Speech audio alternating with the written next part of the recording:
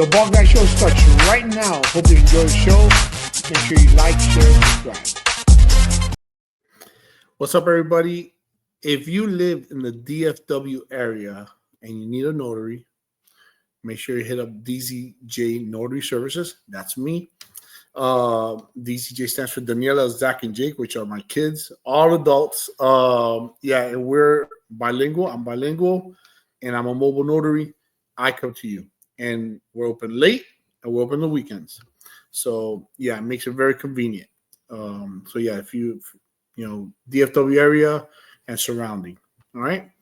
My guest today is Andrew and Carissa Pierson.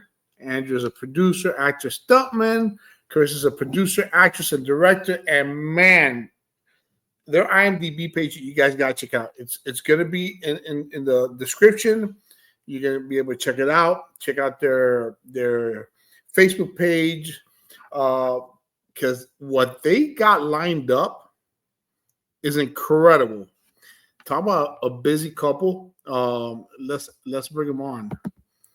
Carissa and Andrew, thank you for joining me. Thank you for coming on, spending some time with me. I'm excited about this. My pleasure. I'm really, really excited about this. And let's start from the top. Where are you guys from? Where are you guys from? Well, currently we're in Pinehurst, North Carolina. We lived for a long time in Orlando and across the country as well. We've gotten around. I'm originally from Florida. I'm originally from South Florida. I've been here in Dallas for 3.5 years, but I'm originally from South Florida. We just came back from Dallas. We were filming Birthday Bash out there. Yeah. Really? Yeah. Wow. If I would have known you guys were here, I would have hit you up. But wow. So you guys live in North Carolina now. How long have you been there? About 2 years. And I always tell people when they ask me where we're living at currently, I tell them that we're in the witness protection plan. Because when I tell people that North Carolina, they don't know what to say. So I'm hiding out. And you guys are both originally from Orlando? No. I was born in St. Augustine, and I met Andrew in the Midwest. Okay. And how long have you all been married? Holy cow. 20 years? I'm not going to put you on the spot. 20 years. I mean, we've been together almost 30, I would say, not to age myself. But wow. Yeah, it'll be 30 another year or two. Wow, you guys both look great. People are like, I don't even know what to say with that, right? Well, how'd y'all start in the film? How'd you guys get started in the film, and when? So I'll answer that. What happened was, I did radio forever. I ran radio stations across the country, even one down in Corpus Christi for a while with Carissa back in the day in the 90s, 102.3 The Beat. But we decided we were watching Terrifier one day, Terrifier 2 at the theater. And I'm like, what is going on? How did this movie end up in the theater? And I'm thinking to myself, wow, there's a lot of screens open. Why can't we make movies? So I told Chris, we're doing that. We're going to make a movie. So I laughed at him.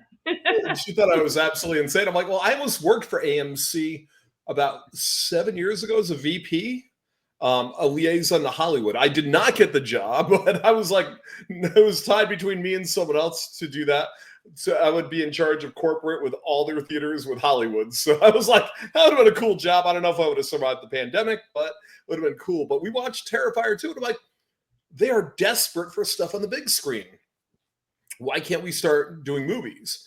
So that's literally how it happened. Carissa thought I was crazy, but I'm like that with everything. We just go and we're like, feet first, jump in, let's do it. He'll blow the car up if he could get paid for that. Wow, so you guys started not that long ago then? No. Terrifier 2 came out, what, 4 years ago maybe? Yeah, probably a little less. Yeah, a couple of years ago. Give or take. So, okay. Because hold on. Yeah. Because how did it go from just starting 4 years ago to Andrew? You have 58 films coming out Carissa, you have another 17 that you're a part of. Wow. You talk about falling in love with the industry right away and getting involved right away. Some people start with, let me test it out. One here, one there. No. You're all in. That's what Michael said yesterday, Mutsatsos, who he just signed me on to do. I'm sure you know Mike, he's a great guy. I did a small cameo in Once Upon a Killing Time for him. And he goes, do you want to be the killer in Camp Slasher Lake? And I'm like, sure, why not? I've been cast as a killer before, so I'm like, let's do that. And he's like, hey, do you really have 50 some odd movies coming out? I'm like, yes. It's crazy because I network so much. I'm literally, you have to, as an actor, you got to promote yourself. As a producer, you got to promote yourself. Everyone's like, there's love and hate with Andrew, and it's like, go out and do the work, go promote yourself, go talk to people, go and support other filmmakers. And that's what we do. We support everyone. Right, Andrew? You've got to. I mean, that's especially in this world. So I support a lot of indie filmmakers. They'll be like, Andrew, we have a part for you. They'll call me up. I'll call them up. It's just, you got to build your brand and promote it. And that's it. There's nothing else to it. You can't sit back and hope the phone rings one day. It doesn't happen like that. I wish it did. And I love what you guys just said there. You support each other. I'm not just talking about each other. Obviously, you guys support one another. You guys are husband and wife, but you support other indie people in the industry, because I keep hearing the more people. If you hear any of my other episodes, if you guys have a chance, you constantly hear it. It's a cutthroat industry. It is. But I love Phil Herman and his team and a few of the other people. They tell me we support each other. And I think that's why sometimes he stays with the same group, because it's who he trusts. Yeah. Because it's a very cutthroat industry. And I'm definitely within Phil's group, but I support all across the board. And it's tough because everyone says, oh, this person's like this person's like that. I'm like, unless you've done it to me or, done something against me, I don't have a problem with you, and that's how I look at people. And I'm not going to listen to the garbage that comes out there. You can't, or else I'd never work. I would never be in any movies. I'd never have a job. But it's like, you've got to do your best. And if someone does something to you, then we got a problem. But that, honestly, it's been rare. I've met some great people in the industry and been a part of a lot of good projects. And I'm very thankful and grateful for the work that I've had so far. And there's a lot more coming. I can tell you that. Oh my gosh. I can't even announce some of the stuff I'm coming up on yet. Well, I mean, and I see the passion. I see the passion in both of you, and it's easy to gravitate to. Like, in the few minutes that we've been talking, it's easy to gravitate. It's easy to fall in love with you guys and to say, man, these people are people I want to work with. Growing up, what was some of Carissa's and Andrew's favorite films or favorite type of films and TV shows? What did you guys like to watch growing up? I'm a horror girl, so anything horror. I love all the Freddys. I love Stephen King. I love China Beach, and anything that gravitated and got me away from my current reality. I loved it, but I read a lot of books. What about you, Andrew? Okay, the horror people are going to kill me. Action first. I'm sorry, action first. But horror is right behind it. It really is. I've always been, Die Hard fan, those hard action movies, the police movies. I mean, I'm literally the size of Kane Hodder. I'm 6'3", 200. You can't tell as I'm sitting in a chair, but I'm the same build as Jason Voorhees in most all the movies. So it's like, that's one thing that, so I'm like, I love the Friday the 13th. But I always tell people back in the day, I was watching MacGyver. I'm a geek kind of. Yeah, I know. I'm dating myself, MacGyver. But, back in the day, movies weren't, oh, did you see the special effect? No one did that. I'm sorry.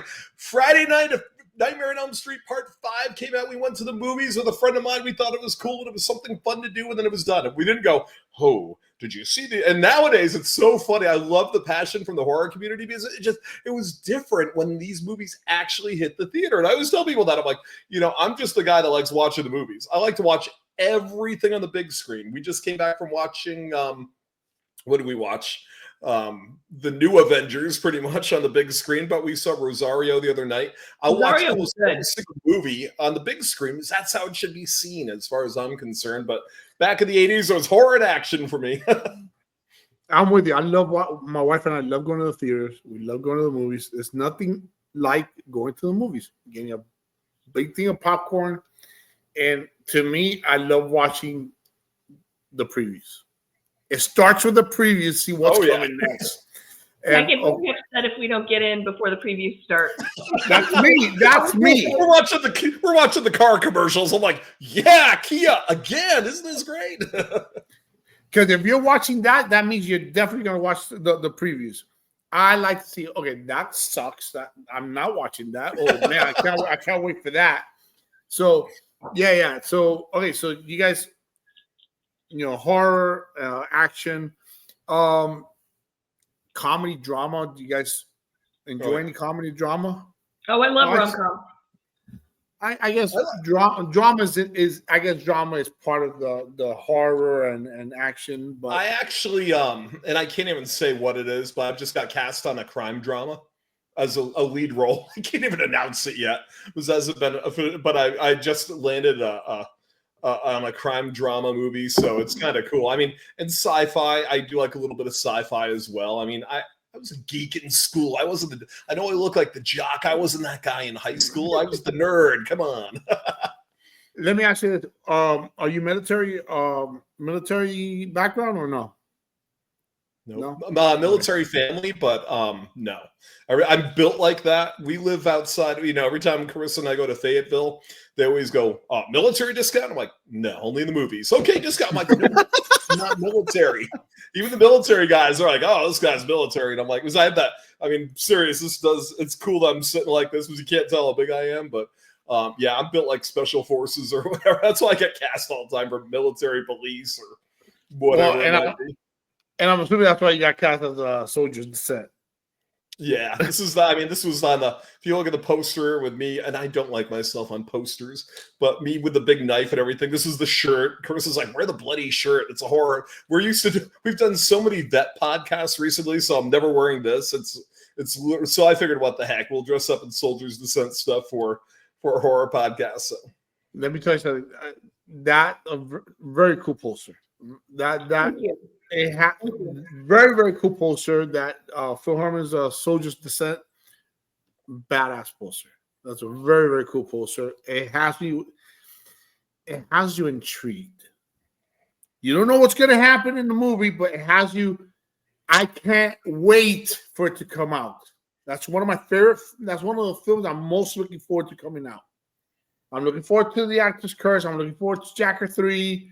After 30 years, and I love the shirt, by the way. That's one of my favorite Jacker, but not because my name's on it somewhere, but because it's down here. Yeah, I got Andrew's coming on. Let me wear the shirt. But it has a grindhouse feel. That's why I told Phil, that was my favorite. And I think Kevin Duffy designed that, by the way. I think. Oh, we lost your wife. We lost Carissa. Oh, did I kick her out? That's all. I'll keep talking about the grind, but. No, she's not connected. That's what it is. Okay, we lost her. Yeah, she's coming back, I'm sure. Right. But yeah, it's got a very grindhouse feel to it. And I was like, Kevin, I love this poster. I told Phil I bought one. I put Casa. Someone saw the cast shirt. Anytime you see a cast, it's the only one I have like that. It says Casa. It has that poster on the back. And and Chris is like, you got to put all the movie posters on the front. That's where everyone wears them. I'm like, I would put Casa, have it on the back so everyone can see it. But yeah, that's one film. And we've already that's how Phil and I it was like, Phil's like, oh, you got to do Jacker 3. And I'm like, well, I guess we could. He's like, no, just film it, whatever. Here's a scene for you. We're going to give it to you. I want Carissa in the movie. And I'm like, I don't think Carissa really goes on screen. And he's like, no, you got to put Carissa in the movie. And I'm like, well, I guess we can. And she's like, what? Like, okay, fine, you're in the movie. I said, you know, I'm going to have to you're going to get hurt in the movie, right? So all these stills came out, and it's part of the movie. Can't really tell you what happens, but yeah, it's very, there she is. It's very dark, Jacker 3. And we're towards the end of the movie, so I don't want to give away any spoilers, but it's going to be a phenomenal movie. Question, and I hate to put it, did you watch part 1 or part 2? Yeah. Got them at home. And me too. I have it here. I watched them, and yeah. Like I said, Phil's a good guy. He's a good actor. I actually saw part 1 on VHS back at a friend of mine had it when I was younger. And I'm like, where did you get it? We watched this because I grew up in Pennsylvania, so some of it circulated around the area. They're like, what is this movie Jacker? And it's like, it was a circuit, we used to get underground movies when I was younger, and I'm like, what is this movie? And so I told Phil, I said, I've seen this when I was younger, so it was cool to actually be part of the third one. From your upcoming films, and if you're able to speak about them, sure. What are some of the ones that you're most excited or most anticipating? You have a lot. Both of you have a lot. I mean, 17 is a lot, and 58 is insane, or 59 with the one that you can't talk about. But what are the ones that you guys are most excited and most anticipating to see? I know Devour is. I heard it's supposed to go to Canes, and I play Klaus in there with Gavin Wilde from Righteous Gemstones, and he was in Halloween Kills. Him and I have a bunch of scenes that are pretty wild together. You see, I had this still for a while with me with a gun on his head on top of the cop car, but Devour is going to be friggin' over the top. And I think it's going to have a limited theater run, and also they're shopping it at Canes, which is huge. I'm like, holy cow, I have a movie going to Canes. That one, Carissa and I were in Alien Horde, one of the Mahal Empire movies. She actually I played Commander Gigatron in it, and I remember watching it. I'm like, the set was crazy. We were on an alien spaceship, and I was like, is this real? I mean, it wasn't just like this part of it. The whole thing, it wrapped around so you could shoot in any angle, and I'm the flight instructor on the spaceship yelling at people. And Nicole, we worked with really cool people, a lot of people from Soldier's Descent on that movie, and like Zach Vasquez was on there. We have Miss Chamberlain, Elizabeth Chamberlain on there. And it was cool because I was like, I've never been on a set like this before. So we got to walk around working. It looked like a real spaceship that I was the flight instructor on. And Carissa did a little cameo on that too, which was great. You can tell about your cameo. I can't really. Without giving it away, okay? No spoilers. Yeah. Well, it was a close set. I'll just say that. And it was wild. It was a nightclub. And how does it feel for you, Carissa, to be on screen instead of being behind the camera or being a producer? How do you like it? How much do you like it? It's a challenge. I do like doing it because I want to, how would you say, be able to understand what my actors and actresses are going through, and the struggles of what it feels like to remember your lines, changes scenes, have a director tell me, no, I want you to say it this way. No, I need to block this way. And getting a chance to experience that helps me understand how to help people get through their scenes. And it was very uncomfortable to be on screen compared to being behind the scenes. I do like seeing kills, though. That's my favorite thing. And from your films that's coming out, what are you looking forward to? What are you anticipating? What's the one you're saying, man? You might like all your babies, but which was the one you're looking forward to the most? I have to honestly be truthful. My heart is in A Soldier's Descent, and I'm not even going to be in front of the camera for that one. That's my baby, and I'm so passionate about it, and I'm so blessed that Phil allowed me to take it and to work with Guthrie. I've been working with Guthrie on the script since October, and with Phil as well, and just talking to people and talking to the veterans that we've talked to about their experiences and how much this is going to impact folks. Wow. It's been eye-opening to realize that so many people walk around in life, and a lot of times they feel alone. A lot of times they feel their realities are so intense that they need that escape, but they need someone to have a voice for them. And so many of them have told Andrew and I on so many occasions when they realize, oh, you're making this movie, they're like, this needs to be made. And so to me, that's what I'm most excited about. I had a great time with my cameo on Birthday Bash, but a lot of things I've done are just cameos. I've not done big major parts like Andrew. That's not me. I'm in the back scenes. I'm in the creative. I'm the workhorse, as Andrew likes to say it. I get the stuff done, and I make sure my people look good. And that's my passion. I like creating it rather than being. I don't need to be the star. I like to stand to the side and let my stars shine. And birthday bash. Oh my gosh. That is something I'm glad you brought that up, because I know I'm excited about the hour and some weird, but birthday bash, it's probably a year out from coming out, but I actually play like Stifler from American Pie in that movie. and he fits it so well. Trust me, he fits that part so well. Yeah, one of the scenes I walk up and I'm like, take the beer right out of her head. What is going on? You can't believe this is going on right now. And I'm like, this is crazy. And it's like, yeah, I'm the guy that's like the one that's like, no, bro, you got to do this. You are going in there. You are doing this. We're not leaving till you have the time of your life. I mean, so it's way different. I mean, I'm used to being the serious or, the alpha male and everything else. Not used to playing a 20 year later Stifler in a movie. So, yeah, what did Jen Stone say? I said, he was a deal. Who were the other 4 douchebags? Andrew, you were one of them. So Birthday Bash is actually a comedy then? Horror comedy. Comedy. Yeah, we organize a birthday. I organize a birthday, a reunion party at the old frat house. That is a birthday party, but we have all the old frat members come by. And Eric Roberts is in it, and Brink Stevens. Yeah, he was. We did some scenes with him in there. And it gets taken over by demons. This party. It's wild. It opens up portals and all this stuff. I'm sitting there. I'm like, this movie's going to be wild. But I did it because it's away from what I'm used to doing. I'm used to being any other situation. It's your badge. No, you're not going to do that. I'm used to being the alpha male, authoritative guy, military. So for me to play that was just, I told Chris, I got to do this. I'm never going to have this opportunity that often to play a role like this. So I'm like, we're grabbing it.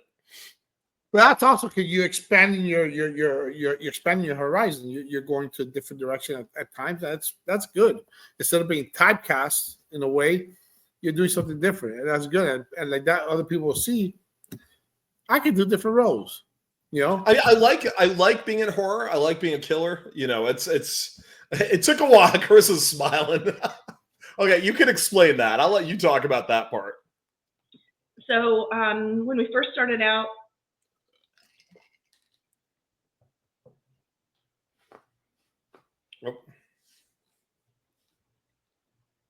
technical difficulties. There we go. I can't hear you. Yeah. Oh, I saw something light up. Oh, is it back? It might be. Maybe it got unplugged. Not yet. Hold up signs. It'll be all right. Hold up signs. Sounds like.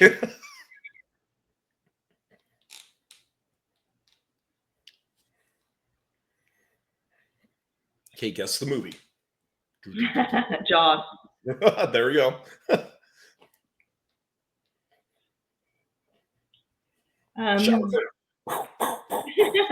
Psycho.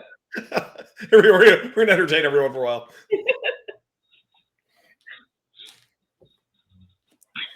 What's the next one? I don't know that one. Yeah, I don't have the mask on. Sorry. Oh, was it Zorro? Friday the 13th. What? Oh my gosh. Well, you made that whoof noise, That's like when I was shooting that one time. I'm like, pop, pop, pop, pop, pop. And that would never go on. They're like, stop making those noises with the gun. Not yet. I can't hear you yet, love. That's how we're still entertaining. See, the Jacker shirt. Jacker shirt. I'm telling you, He's it's my left the favorite one. building. Oh no. And I am not drinking alcohol. Mm-mm. This is sweet tea. And it's not instant either. No self-respecting Southerner is ever going to not drink a regular tea, especially if it's sweetened. There we go. Terrible. I know. I got to work on it. That was terrible. So, yeah, sweet tea. Welcome to the Carolinas. But, yeah. So, Carolinas is about sweet tea. Oh, he's changed to a smaller one. Are those... Those are gaming ones. I'm telling you. We're going to do some gaming right now.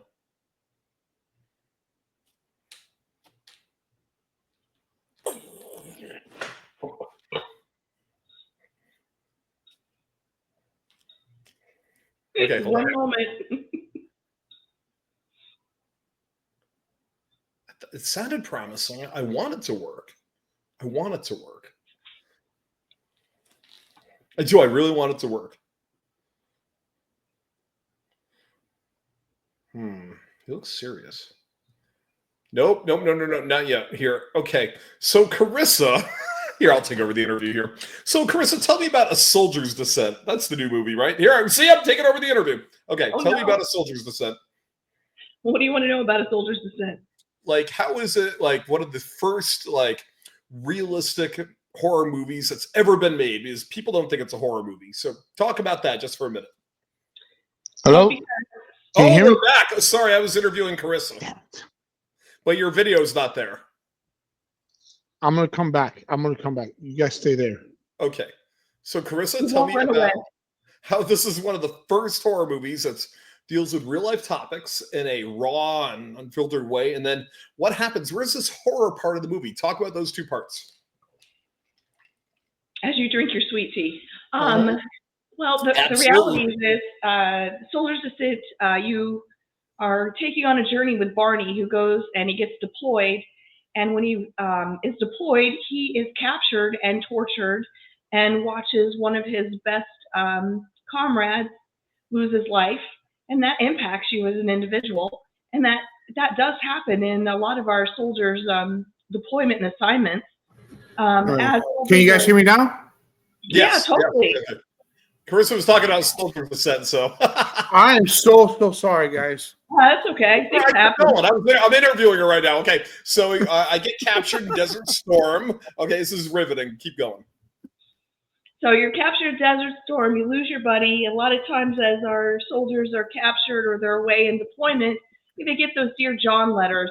And the biggest thing that that my interviews with the veterans have shown me is that they hang on to their families, to the threads. That's their thread and their one piece back to the reality of what they've left behind, whether that person stays with them or not.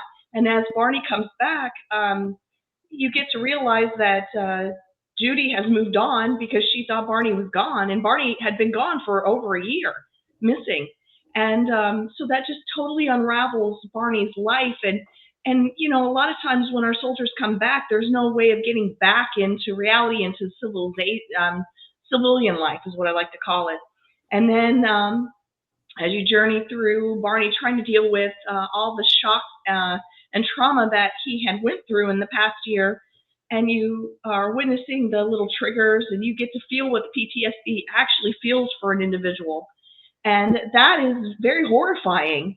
It may not fit the horror realm, but it is a horrifying experiencing for an individual. And then we just start to take away that last thread of, well, I don't know, would you call it peace, Andrew, or would you call it the last connection to civilian life? And then Barney goes grounded. That keeps me grounded. Yep, and then Barney loses it. And with that, it turns into I Know What You Did Last Summer, and that man is going for revenge. And that's where you're going to see those epic kills. You're going to see those moments where people have made a bad decision, but because of that bad decision, they're going to have a horrifying outcome, even though you're rooting for them not to. And what's cool about it, we're actually doing the Carolina Fear Fest Memorial Day weekend and rally here, and they invited me on a panel to talk about it because real life topics are never discussed. They're all like, oh, they have, whatever they're making fun of in the horror movie and then killing people. This one actually sets it up very realistically and then goes into what Guthrie and you guys call the bonkers mode, where there's no rhyme or reason. It's brutal killings throughout the rest of the movie. And then there's a twists and turns at the end of it, which leave you like, wow. And that's where people lose it. They're like, I don't think they think it's a real horror. They're like, this is an action movie. No, I guarantee it's not an action movie. The military background is the setup for the movie. But we did it in such a serious way because we want it to be real. The more real I can make this movie, people are going to be like, wow, can you believe that actually took place in the movie? That's what we want. We want people to leave the theater going, wow, did that really take place in the movie? Yes, it did. And we want to address topics that are, 17 to 22 vets kill themselves every single day, 365 days a year in the United States. No one's doing anything about it. When we first did A Soldier's Descent, we had this toned down. We had all the military, I had to fight these guys to bring it back because Guthrie and Andrew were just like, no, that's too much. Guthrie's like, you're going to offend the veterans. I'm like, no, I'm not. I know exactly what we need because I work in critical care nursing. I see what happens to folks. We take good care of our physical aspects, but we are not taking care of the mental aspects for everyone, not just our veterans, everybody. And I want to make a piece that has those hard topics, but entertains you. And I'm not really teaching you anything. I'm just entertaining you and making you understand that these things are happening, whether you realize it or not. And this can truly happen in real life. And that's kind of where I'm setting this into motion with that. And I'm very excited about it because once this is done, like Andrew says, if this saves one life from taking their own life, then I've done my job and I've created something powerful. And the horror part of it is, it's similar to what I know he did last summer. A group of campers killed my best friend by accident. And that was the last thing that kept me level-headed. And this is real life. This stuff is real. This can really happen. That's what makes this movie even scarier, because everything we cover in the movie could really happen. And then what happens is I'm just like, I'm done. It's like, that's it. I can't take it. I've lost my wife. I was held hostage in Saudi Arabia. I was tortured out there. I returned home. My wife's with someone else. I'm like, and this is someone it's Lena Rochelle from Scream. She plays Judy, my wife. And I've lost, I'm like, what do I do now? They throw you back after being even a prisoner. What do you do now? So I'm like, I'm going to go in the woods. I'm done. I don't want to deal with this anymore. And then my friend comes to visit all the time. That's the one the campers kill. That was it. That was done. And in between him getting killed and the torture scenes of the movie, we cover some serious topics that are never talked about in movies, never talked about in TV. You're going to see meetings for PTSD that just touch upon it. You're going to see Air Force Amy is playing from HBO's Cat House. We love it because the vets are all excited that she's in there. She's playing a bubbly bartender in the vet bar. Suicide. Oh my gosh. When was the last time a friend of mine was on 13 Reasons Why. That show was controversial just for suicide. That's going to be in here. There's going to be substance abuse, domestic abuse. Oh my gosh. Christina Lafser plays a love interest of mine in the movie. And I was like, you got a really hard role with this, because I'm a guy that's, just, it's just not there anymore. And those topics are covered throughout the movie with flashbacks from the torture and the things that happened when I was captured. And then it's just like when Guthrie was talking about it with Carissa, after that, when the last strand of anything that's keeping you level is taken from you, just like I know you did last summer, it's revenge time. It's like military training out the window, everything. It's just like, what I am taking revenge out on every single person that had anything to do with this. And that's what the movie's about. I think people just think it's a military movie, and it's not. That's the setup for this movie. And that's what makes it even more real, because we cover those topics raw, unfiltered, in a realistic way, and a respectable way too in the movie. So it's dark. This movie is darker than anyone could ever imagine. That's amazing. And now you guys have not only, you guys have me even more excited for this film, because you guys are paying respect to the military. And Carissa, I love what you said. If you save one, you did your job, and absolutely, I totally agree with you. And I love that. Yeah, we're talking about horror film because it's scary that this does happen. We were on a podcast. They told us that there were 10 serial killers that were vets. Yeah. Before over history. There were 10 veterans that were serial killers before. This could absolutely happen. Because I thought to myself, I'm like, oh my gosh. The first week we announced the movie. First week we announced it.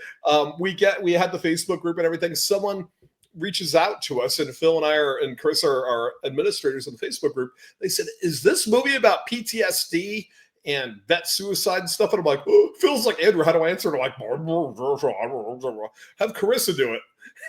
and the guy goes, it was a doctor. It was a psychiatrist that reached out. He goes, good. It's about time someone actually addresses this so people know about it. And I'm like, what? And then all of a sudden we would talk to people and they'll see us. We have soldiers descent jackets. That way I gave one to Phil as a Christmas present before we even announced the movie. Guthrie's got one. Carissa's got one. I've got one. And when we were at one of the cons in Charlotte like a month or two ago. We had people that were vets asking about the movie, and all of a sudden they start sharing their experiences. So the big thing about this movie, yes, it has a huge potential of landing in the theaters. We're filming it that way. We're filming it so it can be shot and played on Netflix if we need it to be. It's being shot to be played on. I'm aiming for a limited theater run domestically and internationally, and we're also looking at putting it so that in case it has to be in Dolby, it can be in Dolby.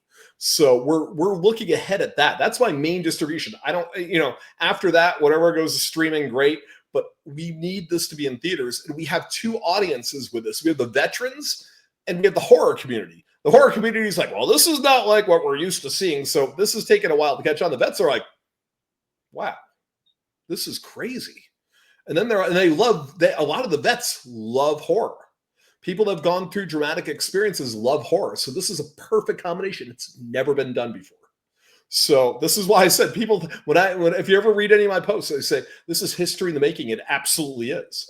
It's never been, no horror movies ever addressed, seriously, just serious topics in a manner that's respectful and then brought out the horror with it too. I mean, it's dark. This movie's like, if you ever remember hearing about Platoon and movies like that, where people are walking out of the theater, this could very much be another one that people are walking out of the theater on. And we're okay with that. We are okay if people have to walk out. Because not everybody's going to understand that you guys are actually focused on reality. Yeah, it's a film, but it's based on reality, and not everybody's going to understand. Some people go, "That's so disrespectful," and if you're okay with that, hey, but we don't actually have that problem. We're more concerned because what we're doing. People. The vets actually triggering like a trigger. We're more worried about that because, like, if you see the uniform that I have on and any of the publicity, that's to the T. We had it done in Fayetteville. That was a Desert Storm uniform. Has everything regulation to the T for the movie. Everything is being done as close to military standards for the movie as possible. It's not going to be perfect. I mean, we're going to have military advisors on there. But the problem is, a lot of this brings back and with PTSD, it triggers. Like in the movie, it's like, I'm going to be tortured. I told Carissa, we're filming this the first day. We're not doing this day 5 or day 7 or day 10 of the movie. You're filming all that torture stuff with me day 1. It's not just that. The reality that people don't understand is folks that have been through trauma and PTSD, it's the sounds, it's something that is within the event, whether it's a song, whether it's the lighting, whether it's the memory, the smell. Even though I can't bring smell to a theater, not yet anyways. One day I'll be able to. And that will be really cool. That's popcorn and body odor. Okay, forget it. I know, right?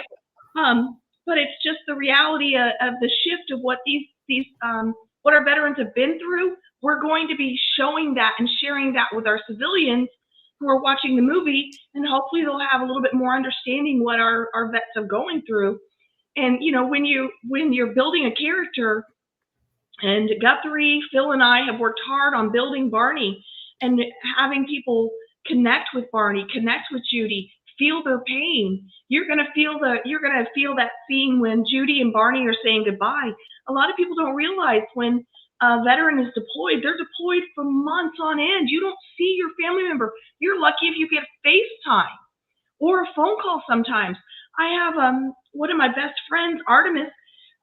When he goes, he's gone, and you don't know where he's at. And he was on a lot of missions that way. And it's just, that's why this is going to be really real for these folks. And so if they walk out of the theater, we understand and we love them. We just want to tell their story. Even though this is fictional, we want this message to get out.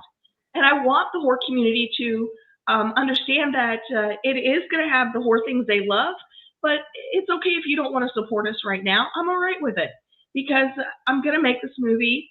And when it gets out, you know, everyone can have an opportunity to watch it and to enjoy it.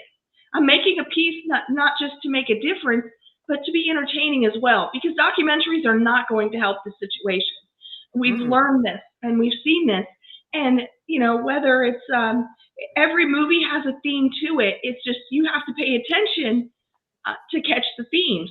You know, even like the Avengers today, when we watched that, it had a theme to it, did it not, Andrew? It did. It did have a theme. They were touching on those dark moments an individual has when you feel alone, when you feel like you're a loser, you know? And when you watch that and you look at those themes, you understand and you walk away from them, you're like, I want my audience to connect to the characters. And that's what we're really building on, is the connection of the characters. So you can be rooting for the campers, but at the same time going, oh crap, they're dead and they kind of deserve it, you know? But I mean, yeah, this has never been done before. And we kept evolving the script, and I'd be like, no, we got to add this in. No, the military's telling us this, we got to add this in. We've had, I'm not going to say who, we had someone huge that got all the way up to the point of almost signing. Carissa worked months on this person. I'm not going to say who it is. She's not going to say who it is, but I was like, oh my gosh, this is the type of talent we're attracting to the movie. It was crazy. And then there's some talent, they want the full script. No one's getting the full script. Nobody. The script is under lock and key. You get a side, you get whatever. You don't even get the kill. Like if you're on my cast, you don't even get the kill. You're not going to know the kill till you walk on the set or right before it, because we don't want this. We don't want 100 pictures of our FX on the internet. We don't want the script leaked out on the internet. We don't want any of this out on the internet. So we take our chances with, you know, we've lost backers and stuff because we won't leak the script out. And I'm like, that's fine. This movie will get made, and it's going to make the impact that it's going to make is just, you got to picture it. We have 2 huge audiences for this movie, and it's never been done before. Never. Andrew, how are you preparing mentally for this role? Because you guys haven't started filming them, from what I'm getting. When do you guys start filming? I've had to push it back. I was going to do it in June, but the heat is just too much for my crew. Yeah. And I'm talking to Guthrie and Chris Warren, who is my director of photography. We both agreed, all of us agreed that we need to push back. I'm taking my time, because the reality is I want this done right. Yeah. And I need to have Andrew prepared, and everybody who's these my primary folks. Everyone needs to be on the same page. I've got a great cast. I still have roles that need to be casted. I still have opportunities if anybody's interested to take a role. But it is a difficult. Barney is a difficult role that Andrew's going to have to play. Guthrie and I have talked to him many times. We have him. He's been talking with other veterans that have been through a lot of the things that we're highlighting in the film. And Andrew's not read the script. He doesn't know the script. He knows the highlights of it because of me. I have the script under lock and key.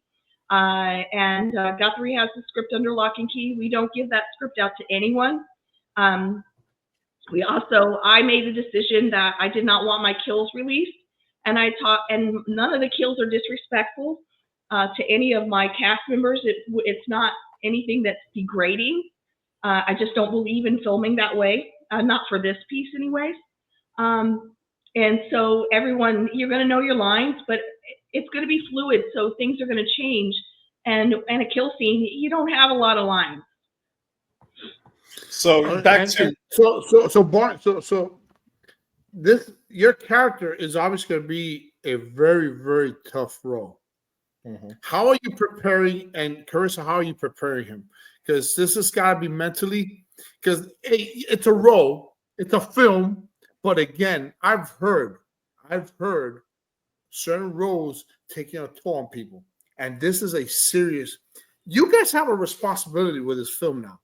I did not realize when I saw the film. Wow, man, this film looks like a cool film. No. You have me excited for this film, especially for the veterans. I have a soft spot for the veterans. Not because I'm a vet, not because I have vets in my family.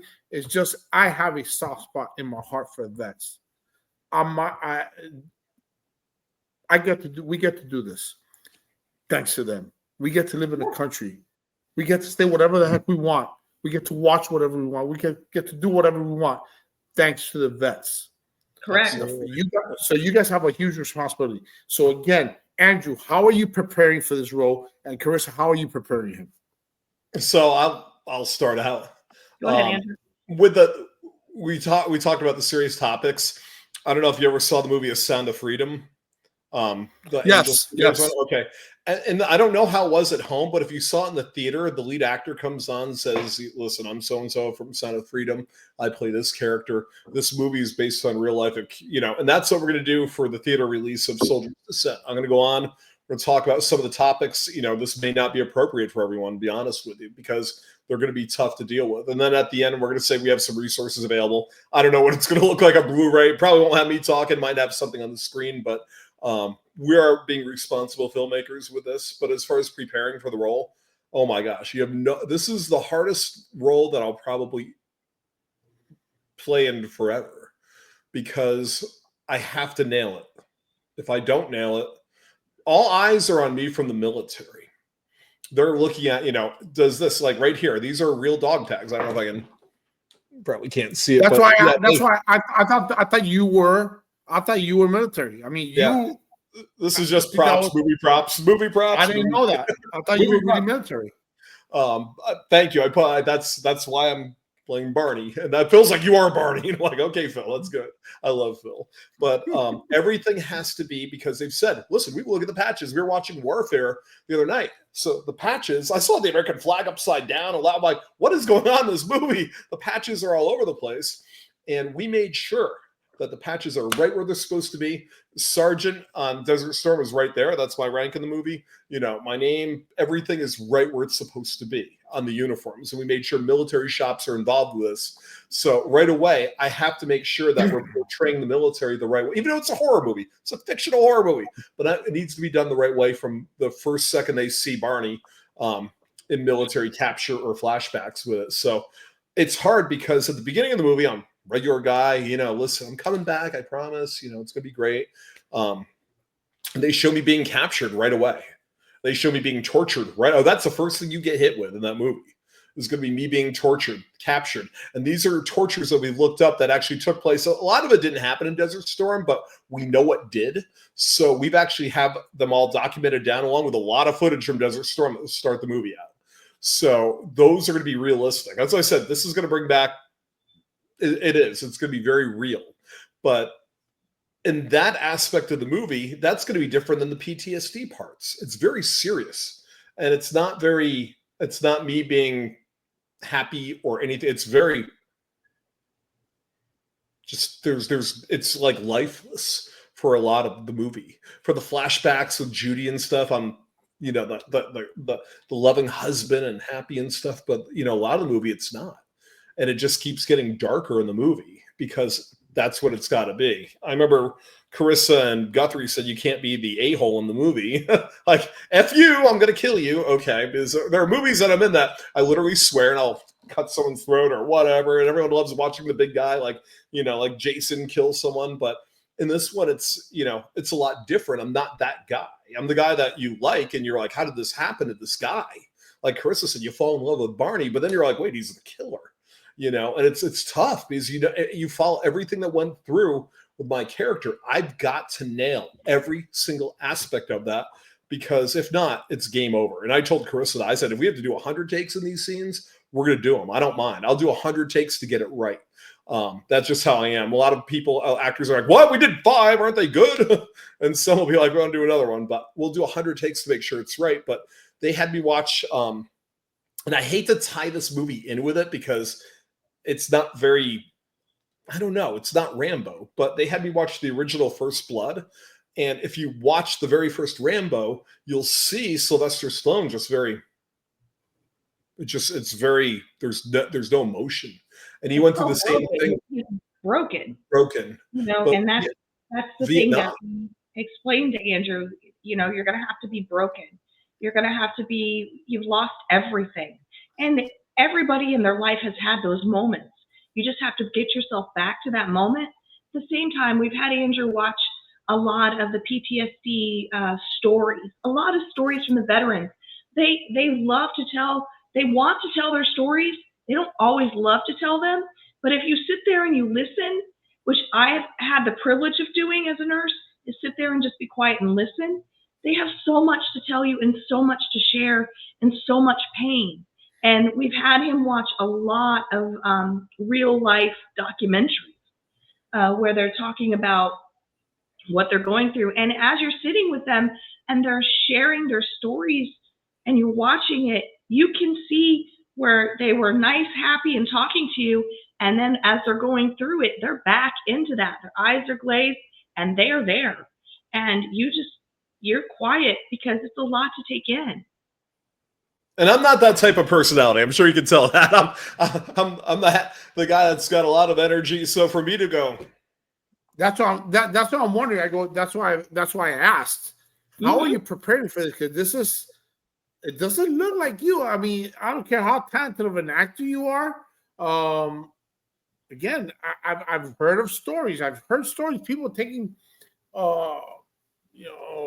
certain roles, and they dive into the role. They become that role, and it takes them a while to get out of that state of mind. They get into a state of mind where it could be psychologically hard. So I pray that doesn't happen to you. So I pray that.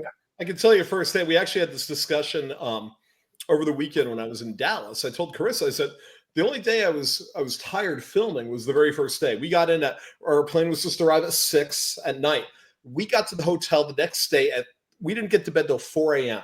I had a 9 a.m. call time, and I had a 12-hour day that day. Yeah, imagine how I felt. I was like,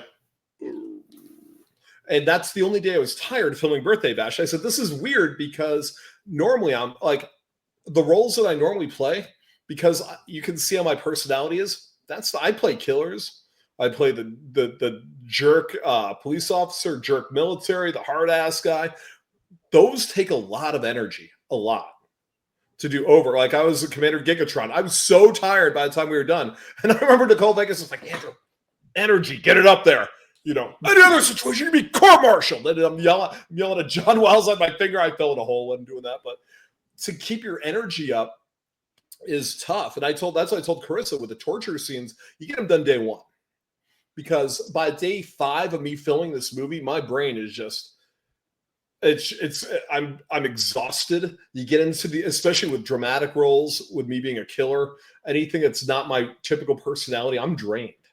I will do as many takes as we need to, but by the time I'm done, especially if you had stunts, fight scenes, anything else like Devour, they hit me on the side of a police car.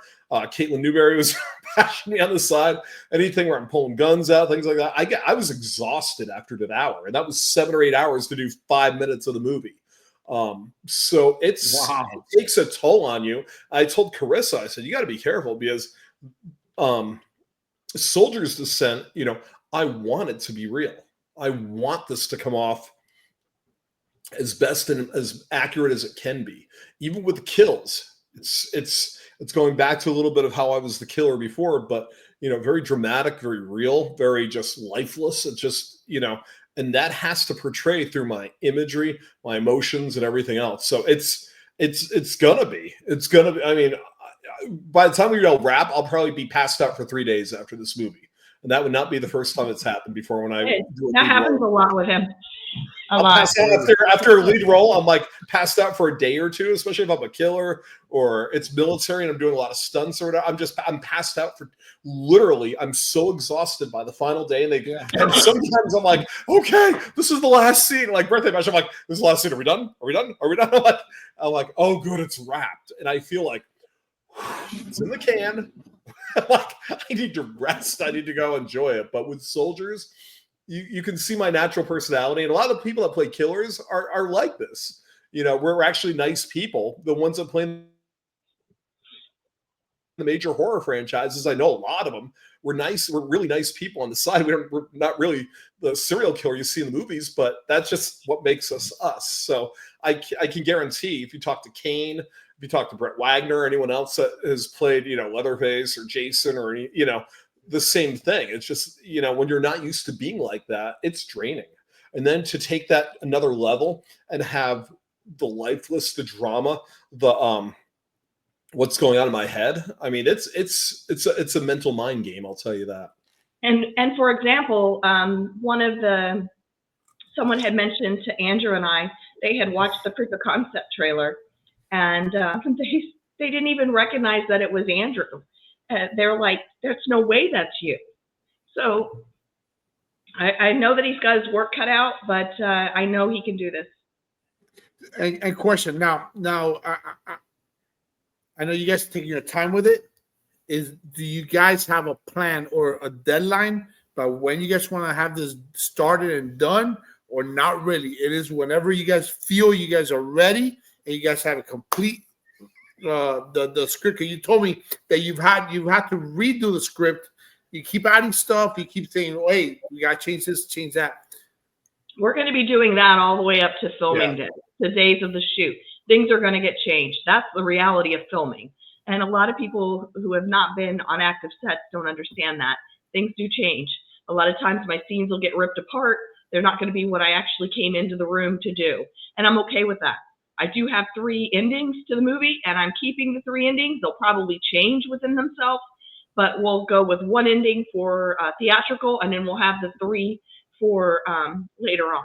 Bonus features on the DVD and Blu-ray. An alternate ending for the okay. Yeah. And we don't want anyone to know. I mean, this is, and as far as getting it done, I'd love to get it done with no pickups.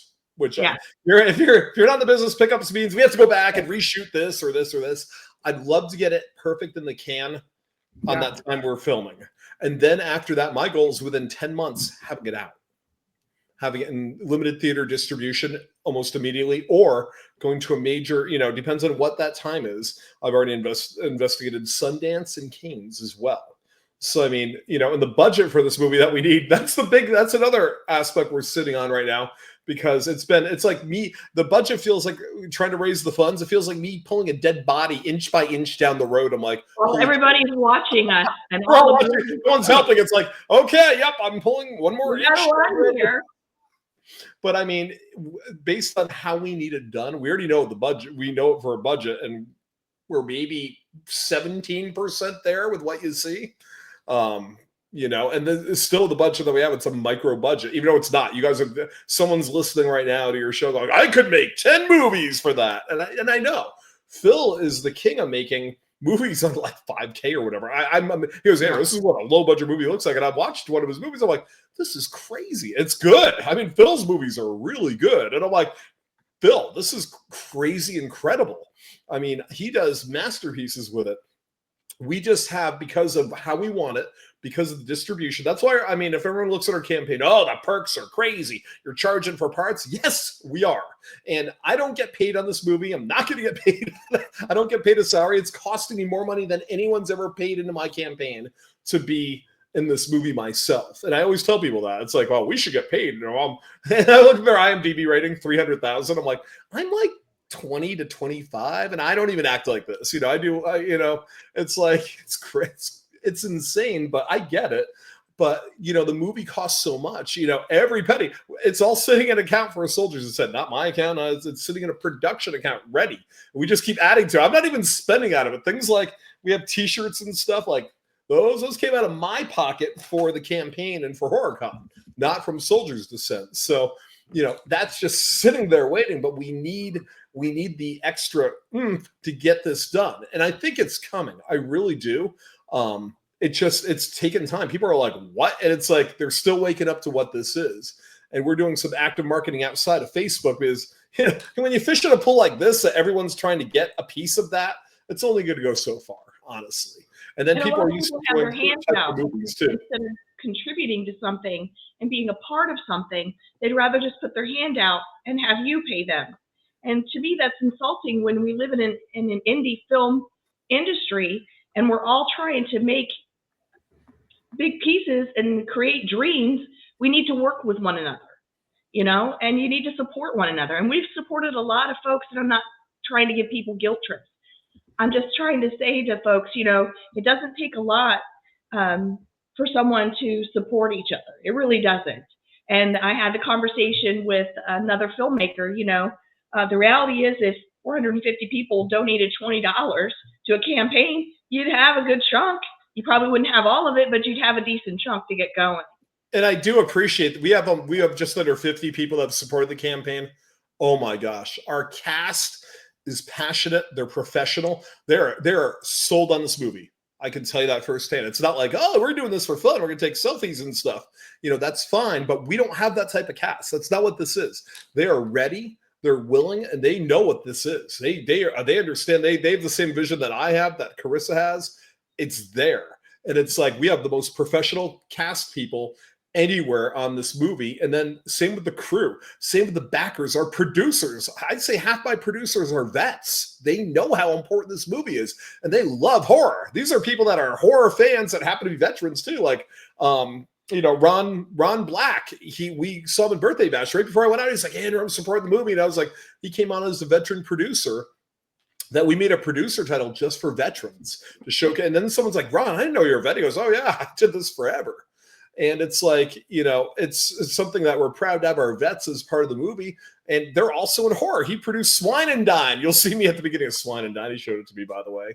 That short, which is cool. But, it's awesome. The people have supported us so far. We need a lot more help, though. I am not embarrassed to say that. I'm not that guy. No, you shouldn't. And you have my word. I'm going to be sharing this left and right, especially with this episode. I told my other guests, I don't care about the views because of me. I care about the views for my guests and whatever project my guest is currently on. And you know what's funny though? It just takes one person. You never know. One person go, you know what? We want to be a production partner with you. And it could have been from watching your show. You could have someone from Hollywood stumble upon your show. And I think Laureen Landon today saw something on like all of a sudden we're friends on Facebook. And I'm like, what? I mean, and it's like that's how it is. Richard Grieco, same thing. All of a sudden I saw him. We're friends on Facebook. And it's like, you never know who comes across stuff. It just takes one person watching one podcast to make a difference in your life, my life, Carissa's life, everyone's life. And I firmly believe that. And that's what's cool about it. I know we're going to share it just because we like sharing things and we do whatever we can to help everyone out. But we're just thankful we have the opportunity to be on a horror one. I mean, we've done so many veteran ones, but, just to be on a movie one is just, it's really cool. So we do appreciate it. Sorry, I didn't mean to cut you off. No. And the fact that you guys have the vets behind you, you guys have the vets giving you advice. The vets telling you this is how life really is for us. And now you guys created roles to be part of the film with you guys. That's amazing. You guys are doing a lot for them. So, like I said, this film, if I've promoted a film before, this is gonna be definitely one that I'm definitely gonna promote the heck out of it. And you can imagine why we think it has theater potential. It's never been done. No one, and people are scared to touch a subject. I get it, totally. I really get it. But I think the combination is winning. The vets love horror. The horror community loves horror. And then the story's never been done. And the way it's put together, it touches a lot of topics. It just, I mean, it's never been tackled like this. And it's setting a new standard for horror to address real topics because people like being entertained. I love documentaries, but half of America ain't going to watch a documentary. They want to be entertained. Just like in school, who got excited about movie day? I did. I love watching movies in school. I don't want to read stuff. I want to watch a movie. So same concept. You take these real topics, shove them in a horror movie and go, man. And if you do it with finesse and style and you do it in a way that's respectful, and it makes it darker. It's real. The more real you can make something, the more real the kills become, the more real the movie becomes. I firmly believe that. I totally agree. And how long are we projecting this film to be? Hour and a half, 2 hours? Well, we've had this conversation. 6.5 hours. I mean, we're gonna. There's been many arguments at the table, at the dinner table. We're not gonna be like a lot of folks that can't, cut things, trim it. We're gonna be realistic because I don't want people bored. As well as I don't think there's gonna be anything boring about this film. I don't think there's gonna be anything boring. So to be totally honest with you, do a 2-hour feature. I think that's too long. That's just for my I own. would say not over 2 hours. Yeah. And I told Carissa, I'm big. Like, we got the proof of concept. It was 10 minutes. I'm like, no. Like, I'm bored watching this. I'm like, chop, chop, chop, chop, chop, chop, chop, chop, chop. And it's like, and that took six. That when we made the, I don't know if you watched the proof of concept. We actually did that in North Carolina with a different team than our normal team that we have out in California. But that took 7 hours. It was 18 degrees outside. I'm wearing a t-shirt. Bleeding. Yeah, imagine how that was. Getting my hands covered in fake blood and everything. I'm like, yeah, as soon as they yelled cut, I'm like, oh, and they're throwing jackets on me when we're filming it. But that was chopped up. That was 10 minutes or more. It's down to like 4. We chopped out 6 minutes of it. I'm like, here, take this out. We don't need this. Take this out. And it's just, I like movies that are tight and keep you going and engaged. And I'm pretty sure Guthrie's going to do the underscore. He's phenomenal. Oh my gosh. Have you ever heard Guthrie Lowe do music on a movie? It's just amazing. And the reason we hired him as a director, it's just, he knows horror. He knows the angles. He knows these movies, every movie that's ever been horror inside and out. That's who you want as a director. And I was just gonna think about I can picture the score inside, and right now the music during the scenes. I could just I'm excited. I'm excited for you guys. I'm excited for this film. And if you promise not to share it and we don't spoil it, I'm sure Phil will be fine. I'll send you the scene from Jacker. The one that I promise I won't share it. The only one I'll share with is my wife will watch it with me, but I promise I won't share it anywhere. The first time that'll be cool. And Phil told me, he goes, I think we knocked Phil off his socks. He was watching his computer after we sent it to him. And he's like, my wife walked by and she goes, what movie are you watching, Phil? He's like, no, this is Jacker 3. And he's like, she's like, this isn't a movie? No, it's Jacker 3. This is Andrew and Carissa put this together. And I was like, yeah, it's dark. It's not during the day. Our scene is at night and it's dark and it sets everything up. And you'll get a better taste, I think, with Jacker than you will on my proof of concept. Chris Warren, our DP, is phenomenal. He's smooth with editing. He is great at capturing those moments. He knows the angles. He knows how to get the scenes together. And in Jacker, you'll see that. I want to release it so bad I can't. It's like, Phil's like, next in September, we're going to have Jacker 3. And I'm like, oh my gosh. I'm like, I love this scene. Too long. So that's when we're expecting Jacker 3 is in September? Yeah, I think it's been pushed back. It was supposed to be this month, but they had to reshoot some stuff. We had some hard drives crash, I guess. Really? Yeah, not us, but Phil's production on his end. They had hard drives crash and they lost some footage, so they have to reshoot some stuff from Jacker. And I'm like, oh my gosh. But there's so many people involved with Jacker 3. It's a lot of, like, you're like, what? This person's in it? This person's in it? It's one of those movies that you'll be like, holy cow. I think, is Debbie Dutch? I think Debbie Dutch is in it. And Debbie D. And Kevin Duffy, I'm in it. Carissa's actually in it.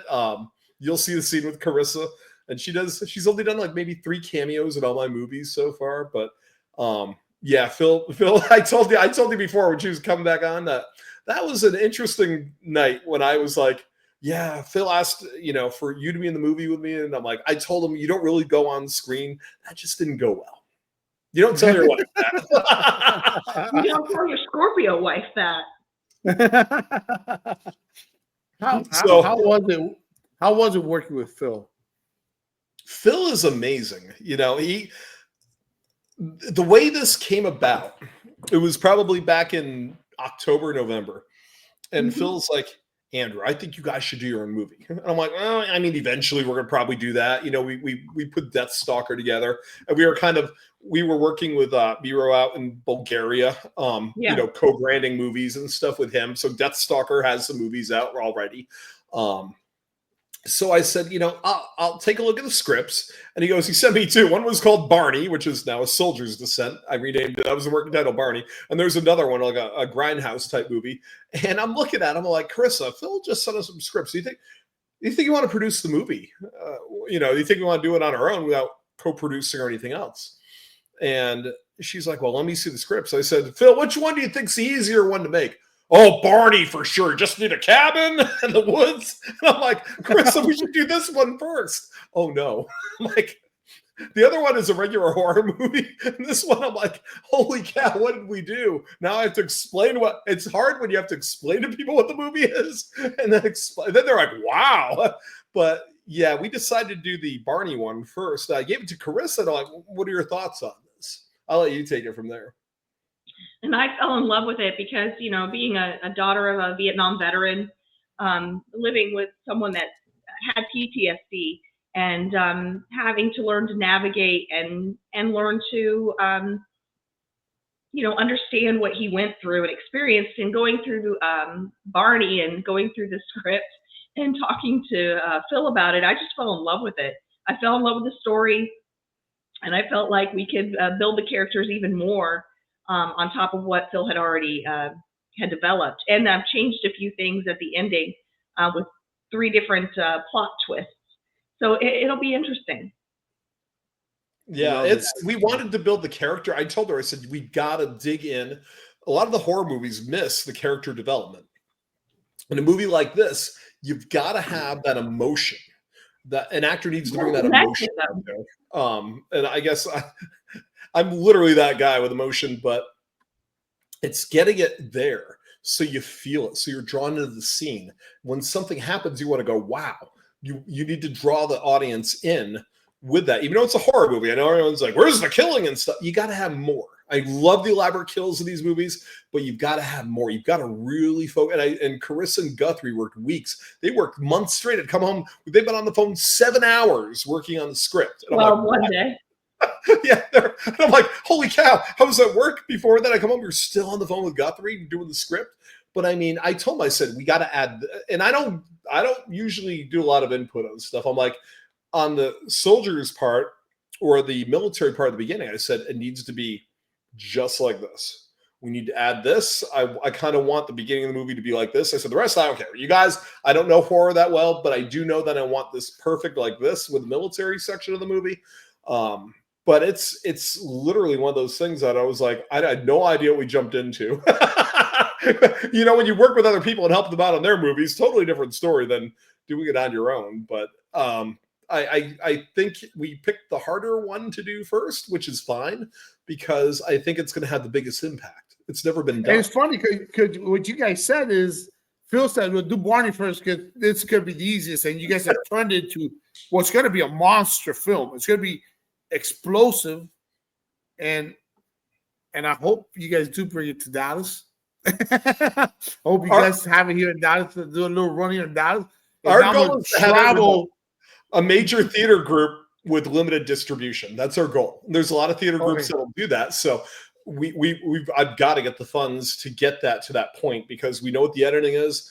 I've stocked as, I mean, we already have this laid out budget wise. We already have it laid out with everything else, and we know, you know, the editing, the underscore. We know, and we have 2 other celebrities we're close to dragging on. We need to hit certain thresholds with the campaign to do that.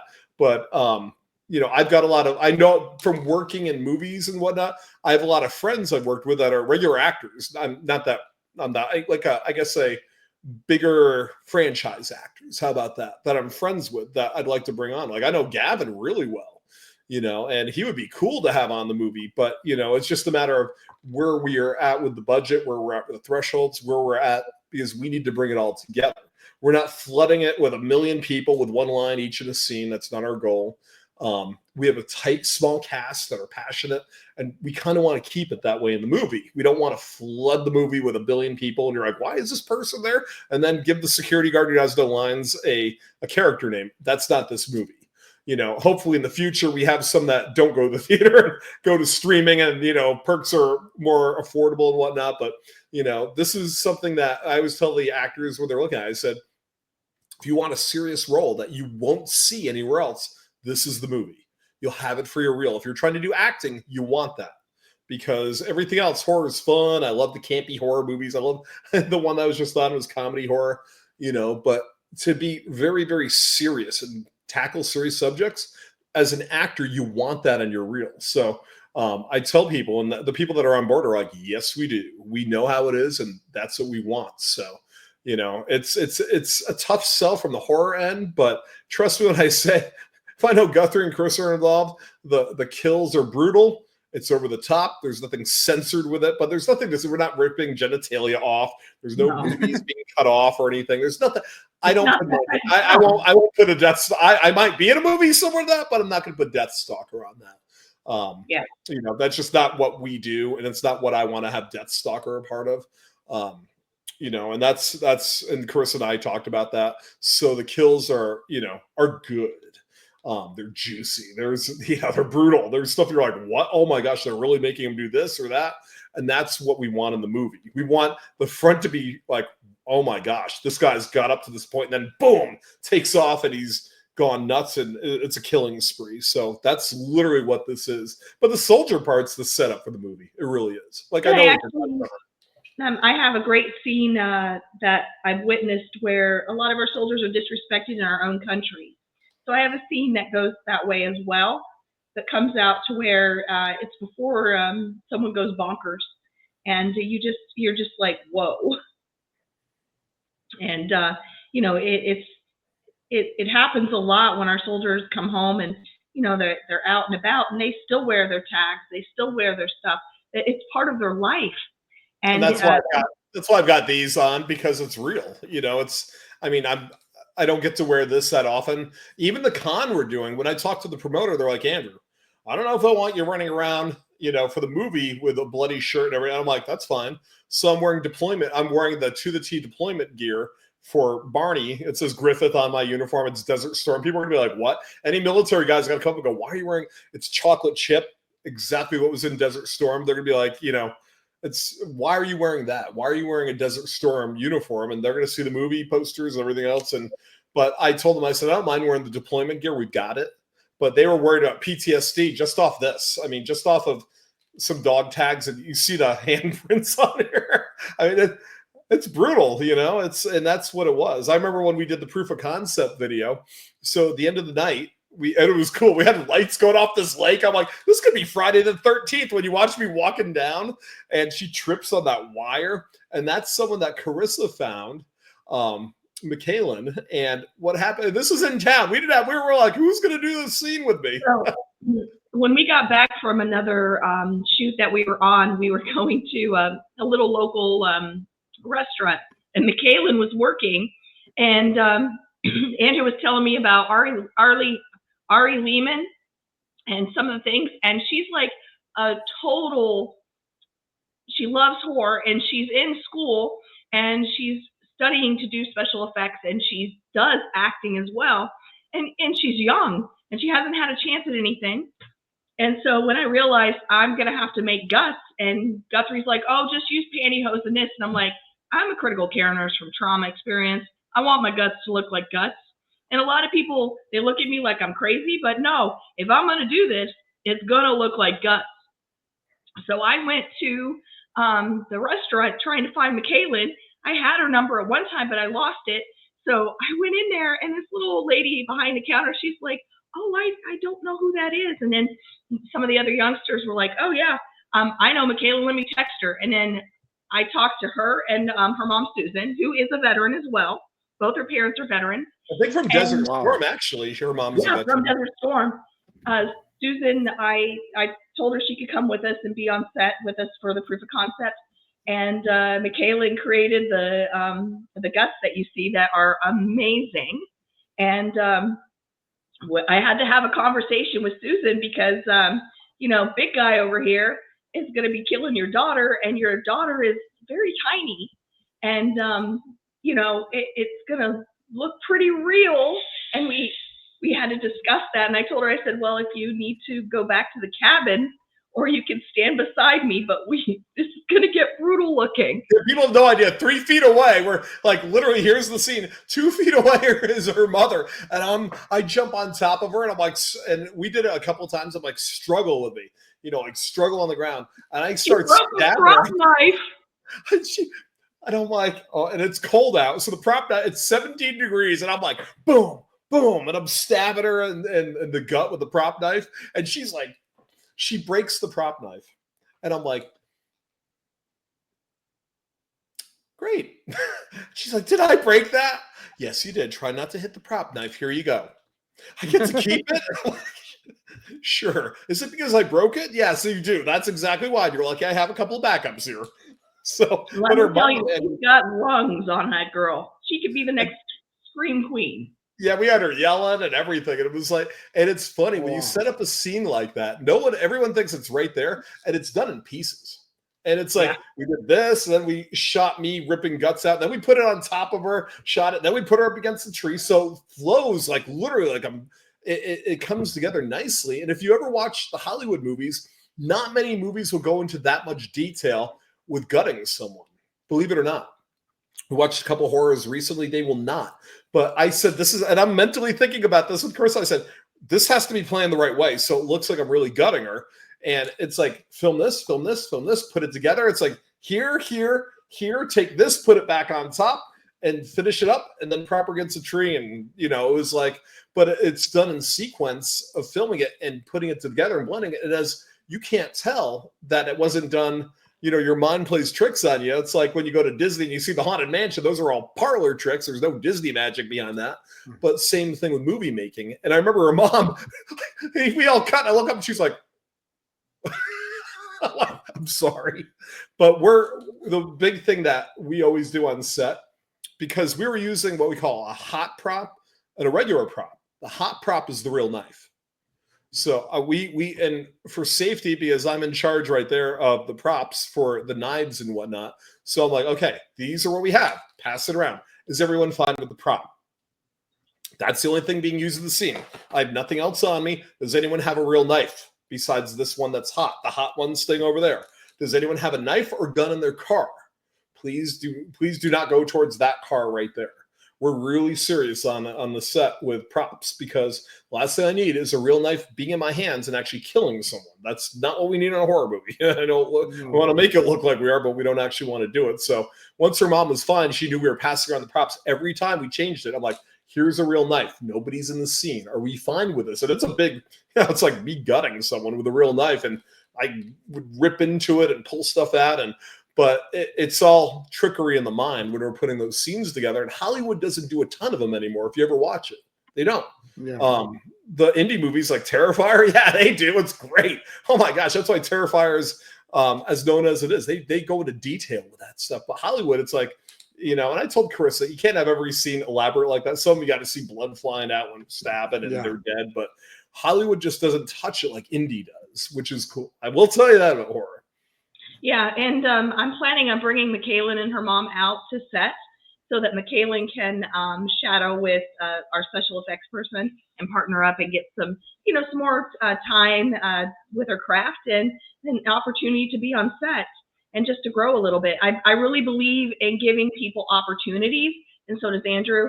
We really believe in not just taking care of ourselves together as a couple, but taking care of our crew. Our crew is our family. And taking care of our cast as well, because without our crew and without our cast, we're not able to make this dream happen, and as well as not without our crowd that's helping fund this project as well. We want to make everybody proud, and we want to give something that's entertaining back to the community that they can watch and enjoy, whether they enjoy it for more than one viewing, And it's funny because a lot of the every time we say, I announce someone that comes on as a producer or cast, I'm like, welcome to our family. And on behalf of all the cast and crew, we appreciate you coming on board. I mean, because that's what it is. We've set this movie up like that. We've set it from ground zero. I know, and it's tough because Chris is like, well, it's fine. The vet world, and this is what happens all the time. They love Carissa. You would think they want to talk to me with all the movies. They love Carissa. They're like, so you're a critical care nurse. You're a frontline. Tell us about it. I'm sitting there going, okay, this is different. Normally Andrew's like, everyone's all talking about all the movies I made. They want to talk to Carissa. In the movie world, it's different because they're like, Andrew, you've been on 150 films as a producer, actor, this. Tell us about all these things. Have you ever, and they ask me crazy, have you ever taken props from a movie? What have you taken? You know, I get asked crazy stuff all the time. So it's very different. In movie world, everyone looks at the actor as, you know, the shiny object. It's good, but without everyone else, from the producers to the cinematographer, I can't shine. It looks like we're making a home movie. If we did this, if I did it myself, it would make a regular movie. It would look like I'm filming it on my phone, like really bad. It's like all these people are vital. There's no I in the team, and it's like people don't realize that. And it's like we need every person that we have on our team, and they're all crucial and important, from the producers to my crew that's out there, even the people that are, you know, helping with lunch, everything, the PAs, anything that's on that crew is important. They all play roles to get this big production done. And we appreciate that. How many films haven't we watched with, I don't know how many stars, and the film actually sucks? Yeah. It is. I mean, a great example, and I'm probably gonna get killed by my daughter if she watches this episode. She loves this guy, Johnny Depp. Great actor, but he's done some bad films. Yeah, it's not his fault. Nailed the character. The Willy Wonka remake? Yeah, Charlie, horrible film. Great actors, horrible film. Why? Because I think the people behind the film wasn't doing a good job. You have to have a cohesive team. You have to have respect for one another. And I've always said this to Andrew, and I'll probably upset some actresses and some actors, but I'm sorry, you're not more important than my crew. My crew is just as equal as you are, and they're valuable to this film, and they're valuable to the production of it. Without them, you can't shine. And without them, you don't have the opportunity to have a good film. And it's weird when I'm on set, and Carissa knows this, and like Christina Lapsers, it's weird. I get along with everyone, but I'm very introvert. Like when I'm on set, I'm by myself in a corner, chilling.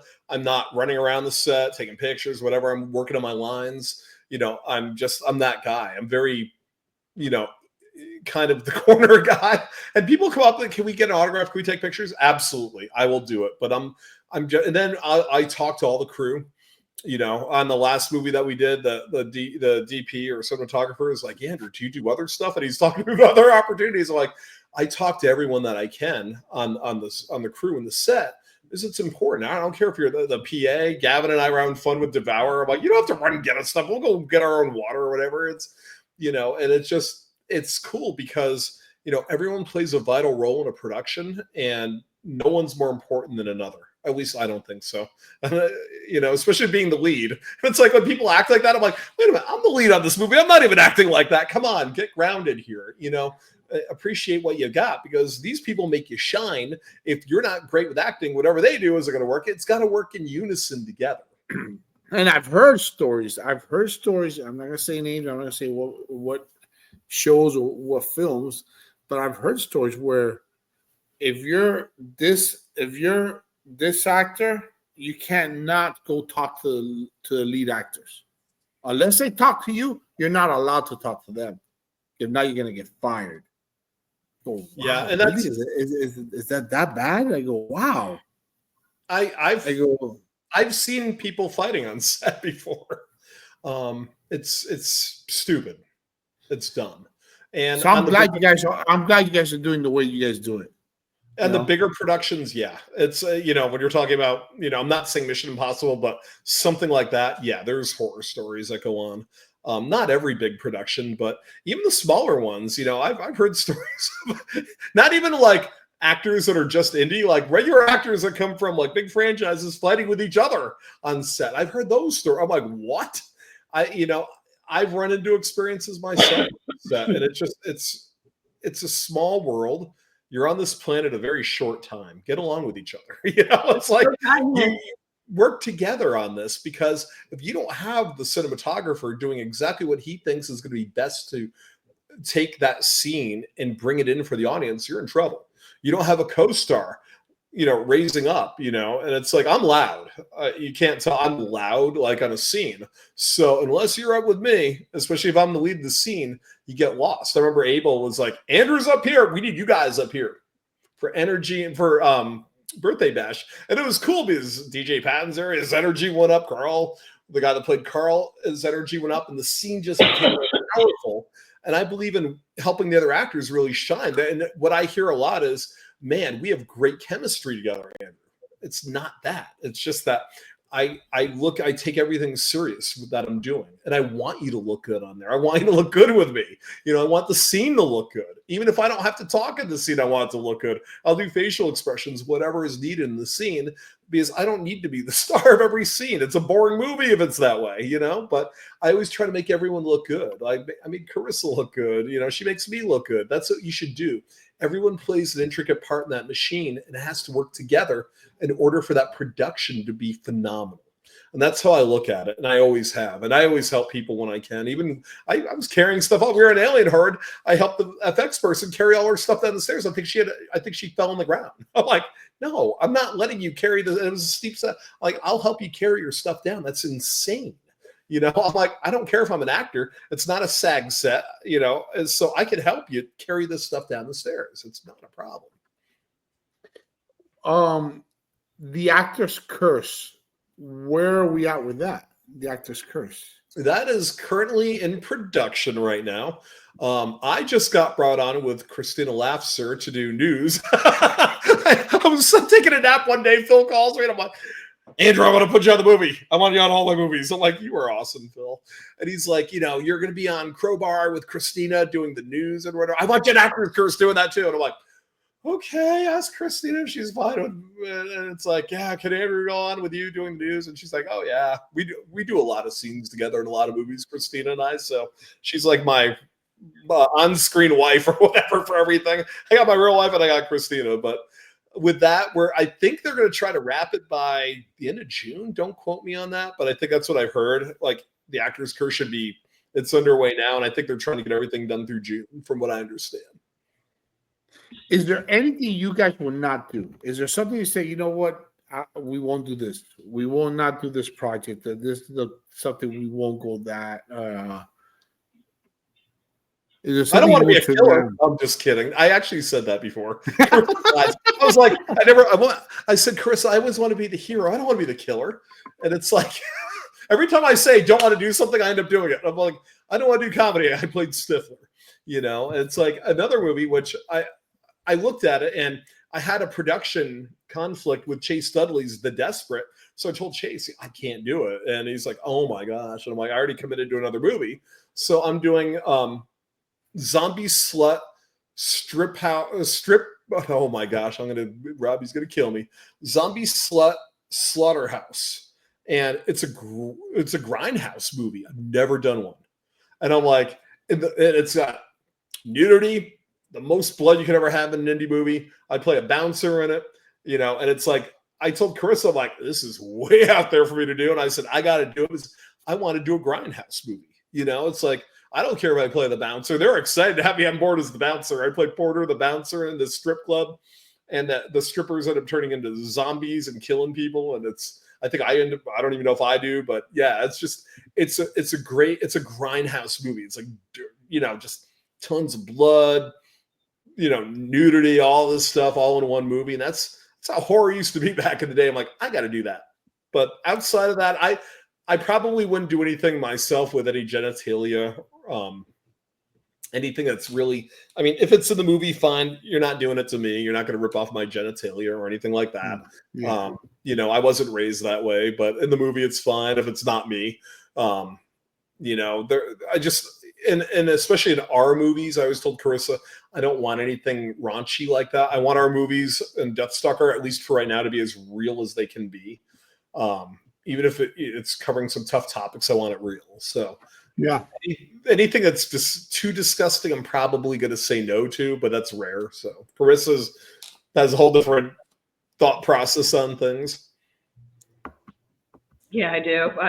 I don't think there's anything out there that I wouldn't touch. I just think I would look at it and just try to make sure that I handle things respectfully. I don't ever want to disrespect any individual or, was your agent coming to visit you, Andrew?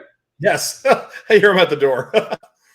I just want to be careful and be respectful and kind, but I really want my my films to have real life topics and to entertain individuals at the same time. I want to be able to hit those hard topics so that people can have conversations with their families later about them. It's amazing. Sometimes, I often tell Andrew, I went and saw Platoon with my father. My father's a Vietnam vet. The first time we went to go see it, he had to walk out. He couldn't even get through it.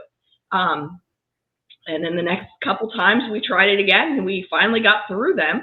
And it gave me a chance to connect with him more and to talk about the things that he experienced. So to me, I feel like as a film maker, you still have a responsibility as a filmmaker to be respectful, but also to make sure that you're handling those sensitive topics with dignity and respect. And I think as long as we look at it that way, there's a lot of things that we can do. And I haven't seen anything yet come across, but maybe there will be. Yeah. Well, I heard that you said that you have somebody coming to see you, right? So yeah. So we'll wrap up. There's other things I wanted to talk about. So it's Shadow. It's our Siberian. Shadow's my agent. He's a Siberian Husky. I joke around about that all the time. Oh, yeah. I don't have an agent. He's at the door. I can hear him walking outside. I'm upstairs in the media room in my office, and I can hear him. Like, I know that's Shadow.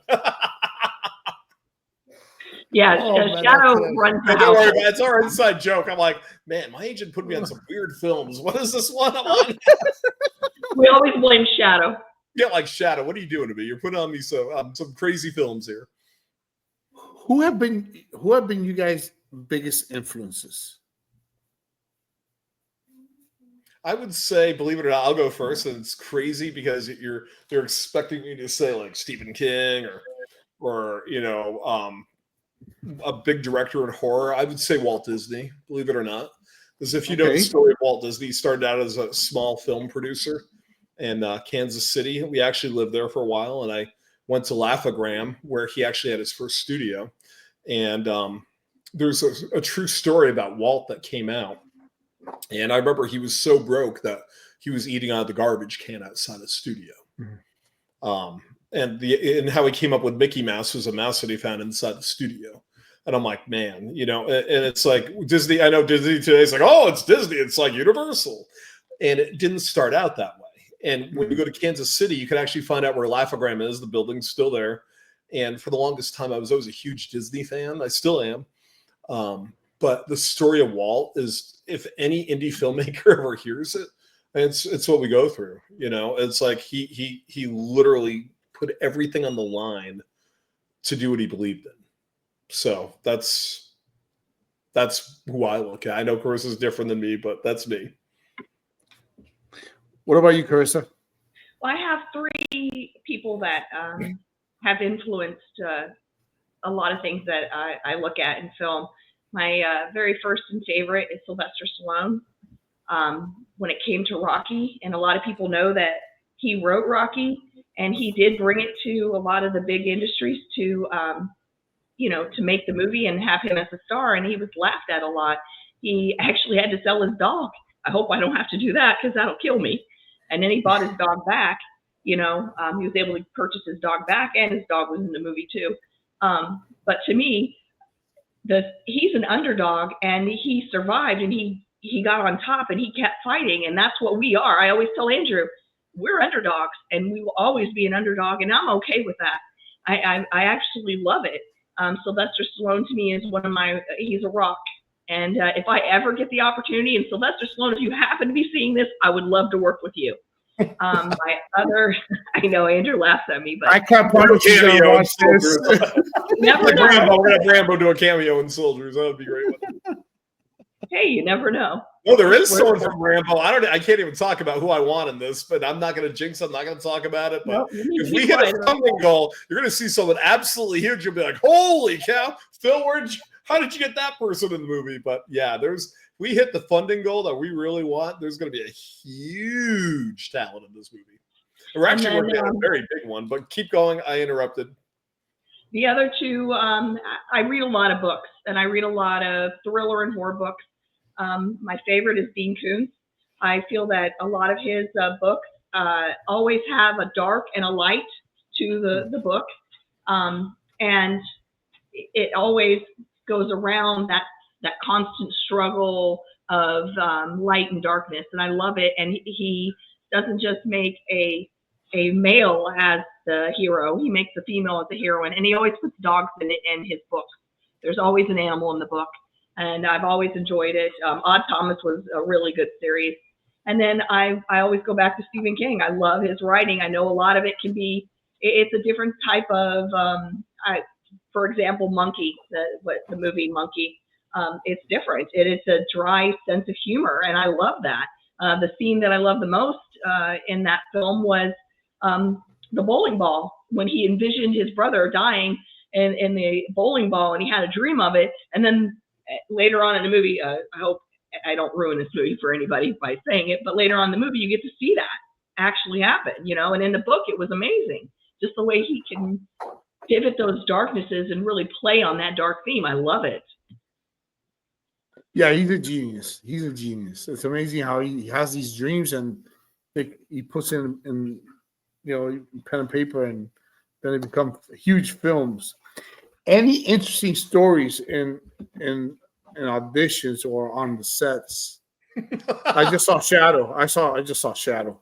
Did you Yeah, see Shadow? Shadow's walking around. So I had my door shutter. I'll see me walking around. He's a Siberian Husky, but no, I'll say. Let's see now. A couple of them. I was filming Blood on the Bleachers last year with Lisa Wilcox, which should be out this summer. I have a small cameo in there, but I remember Lisa was doing a scene. Well, before that, we were at this house that had this big stuffed bear. She's like, Andrew, get over here. What? You got to cover this thing up. Look at this. I'm freaking out by this bear. And I'm like, what? So didn't you take on Freddy Krueger and like Nightmare on Elm Street? She's like, get. I'm like, hold on. It's like this, like, I threw it up in the air because it was like on this side. I couldn't reach it. So I was like, is that better? Yeah. She goes, it was freaking me out. So I remember that. And then at the same time we were sitting, I was in makeup and she was out there and she was doing a scene. I hear, okay, and camera, roll sound, action. And she's doing it. I hear, I'm like, oh my gosh. Cut. The cat's meowing at the top of its lungs. I'm like, what is that? Who has the cat? Someone wrangle the cat here. So that was a couple of things on the set of Blood in the Bleachers, which I loved. It was fun. But I always fall. I did not fall in Birthday Bash, but I was filming one horror movie. I fell over when we were in the graveyard. and it was 100 degrees outside, daylight. I'd been filming for 2 or 3 hours outside, and they reblocked the scene. In my head, I'm just so used to, as an actor, you have to remember the lines. And it's like, okay, if you want me to say the lines picking up a cup, you've got to do both together. It sounds easy, but, and then put the weather out there, and I'm in deployment gear. So they reblocked the scene. Carissa's standing by the crew, videoing this, of course. And I forgot we reblocked it. We reblocked it, so there's a tombstone. So I back up, and I turn, nosedive over the tombstone into the rocks, and I'm like, I look up, the whole crew's like, thanks guys, I'm good, don't worry about it. And they're all looking at me, and I'm like, no one help me up, I'm fine. I'm like, okay, didn't get that's fine. And then I did it again on Alien Horde. There's a big hole in the spaceship. They kept reblocking the scene. So I'm sitting there, especially when you have difficult lines, you're like, okay, you're like, gotta nail this, and you're thinking about that. Believe it or not, you have no idea what actor, unless you've been an actor, you have no idea. So in my mind, I'm like, okay, I gotta do this, and this. So John Wells was sitting, he was standing up, and they're like, okay, Andrew, get up, go over there, and then go at John Wells. So I get up and I'm like, that's it. And I get up from my chair and I come over and I'm like, any other situation you'd be, and I fell into a hole as I was doing this, literally like 3 feet down on the set because it was black. I'm looking at him and I go, ah! Everyone starts laughing hysterically on the set because it's like Andrew's not paying attention, fell right in a hole again. I'm lucky I didn't break anything. So Those are my fun ones. Carissa, I'm sure you have ones that you'd like to share. Let's share Jacker 3. I can't remember anything in Jacker 3. Oh my gosh, yeah, I do. Well, you know, when you have to have a lot of trust when you're going to be the person getting killed by somebody. And you're sitting in the car and the killer's behind you. And of course, you have to realize the headrest is gone. So there's nothing to brace yourself. And individual unnamed decides to go ahead and go with the scene. And luckily they were rolling film because I think they talked about it ahead of time. I should shoot all of them. But scared the hell out of me. Reaching around and grabbing me. It was just like, oh my God, I wasn't ready for this. Oh yeah, it was like she grabbed my arm and they're like, okay. I said, this is what we're gonna do really slow. I'm gonna come around like this. And I hope that no one, if you haven't seen Jacker, stop this right now. So don't watch the rest of the movie. Or don't watch the rest of our podcast tonight. But I reach around, I'm like, and I went, boom.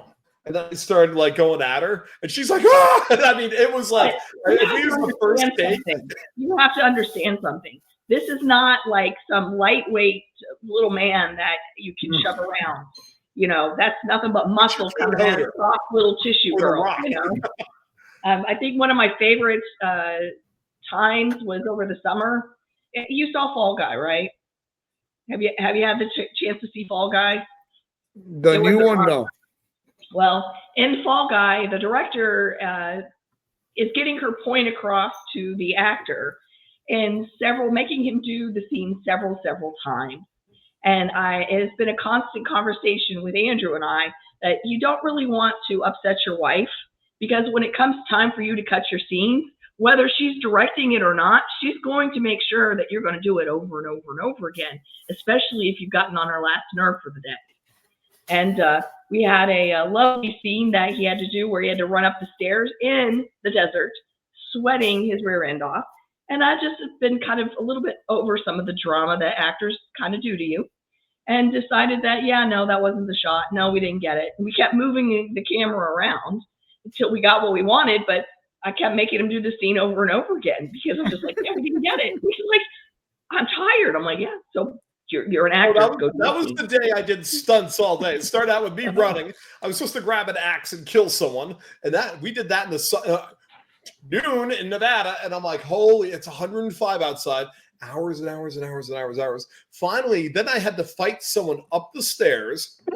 Literally, it was fighting, kicking. We're throwing each other against the wall and everything, and stunts. Then I had to throw them off the building, which I literally did. And I'm like, I am so freaking exhausted. I'm like, we have to do it again?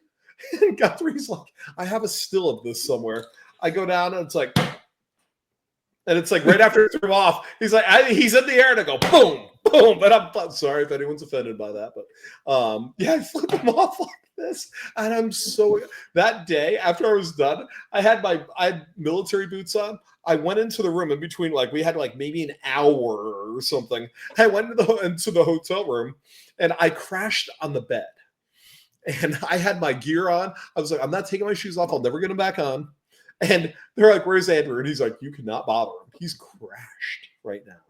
And I remember I'm like, when you have me do stunts all day long, where I'm beating people up, throwing them off buildings, doing all this. I mean, yeah. Wait till you haven't done stunts yet. When you do stunts, you can find out what it's like. But what is it, Chris? You want some cheese without wine? Yeah. And it's harder than it looks. I mean, I remember one guy, he had makeup on, and I go to punch him, and he's like, that felt close. And I'm like, and there's gold makeup on my hand. That's how close I got to him. Like it went, and I'm like, holy cow. Like, because we were getting hot. When you get hot, you have to take a lot of precautions. And people don't realize when you see the fight scenes, it's camera angles and choreography. Punch, punch, boom. It's like, we already know it's going to be jab, cross, hook, whatever we're doing in that scene. We practice it like way before. It's like, it's choreography. It's like, I'm going to punch you, then you're going to go and you're going to hit me, and then punch. It's all choreographed. Every single thing you see in any movie that you ever see someone fighting, it's all choreography. We don't even hit. We come, that close. It's like, boom. And it's like, it looks like it from the camera, and it's close, but it's practiced over and over. Like when we throw someone off, I had this part cut, boom. We finally get them off. It's all put together, but it's all choreography. But if you get hot and you're not focused, literally someone goes like this instead of like this, and you're going.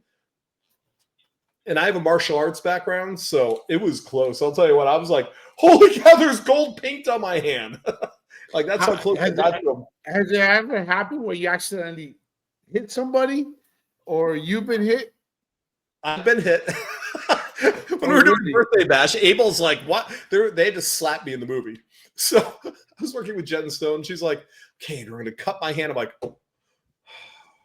And she felt bad. Abel's like, come on, you got to take this. And it's like, boom. And it's supposed to be, and I kept looking over. We kept doing it. And then it was like, you have to cheat it a little and use fingertips so you're not getting really slapped in the moon. You have to go with it like that. But it's literally, we do it slower when we're doing stunts. It's choreographed and we practice it a lot. And I know it looks like it's like, we're all fighting. It's not. It's all fake. It's dancing.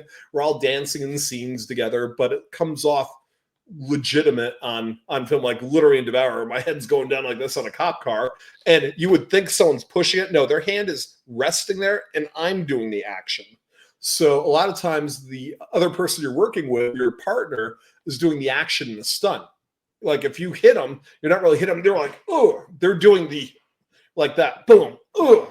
You're not really touching them. It looks like you're boom, but it's not really happening that way. Which it's all trickery. I hate to say it's trickery and camera angles.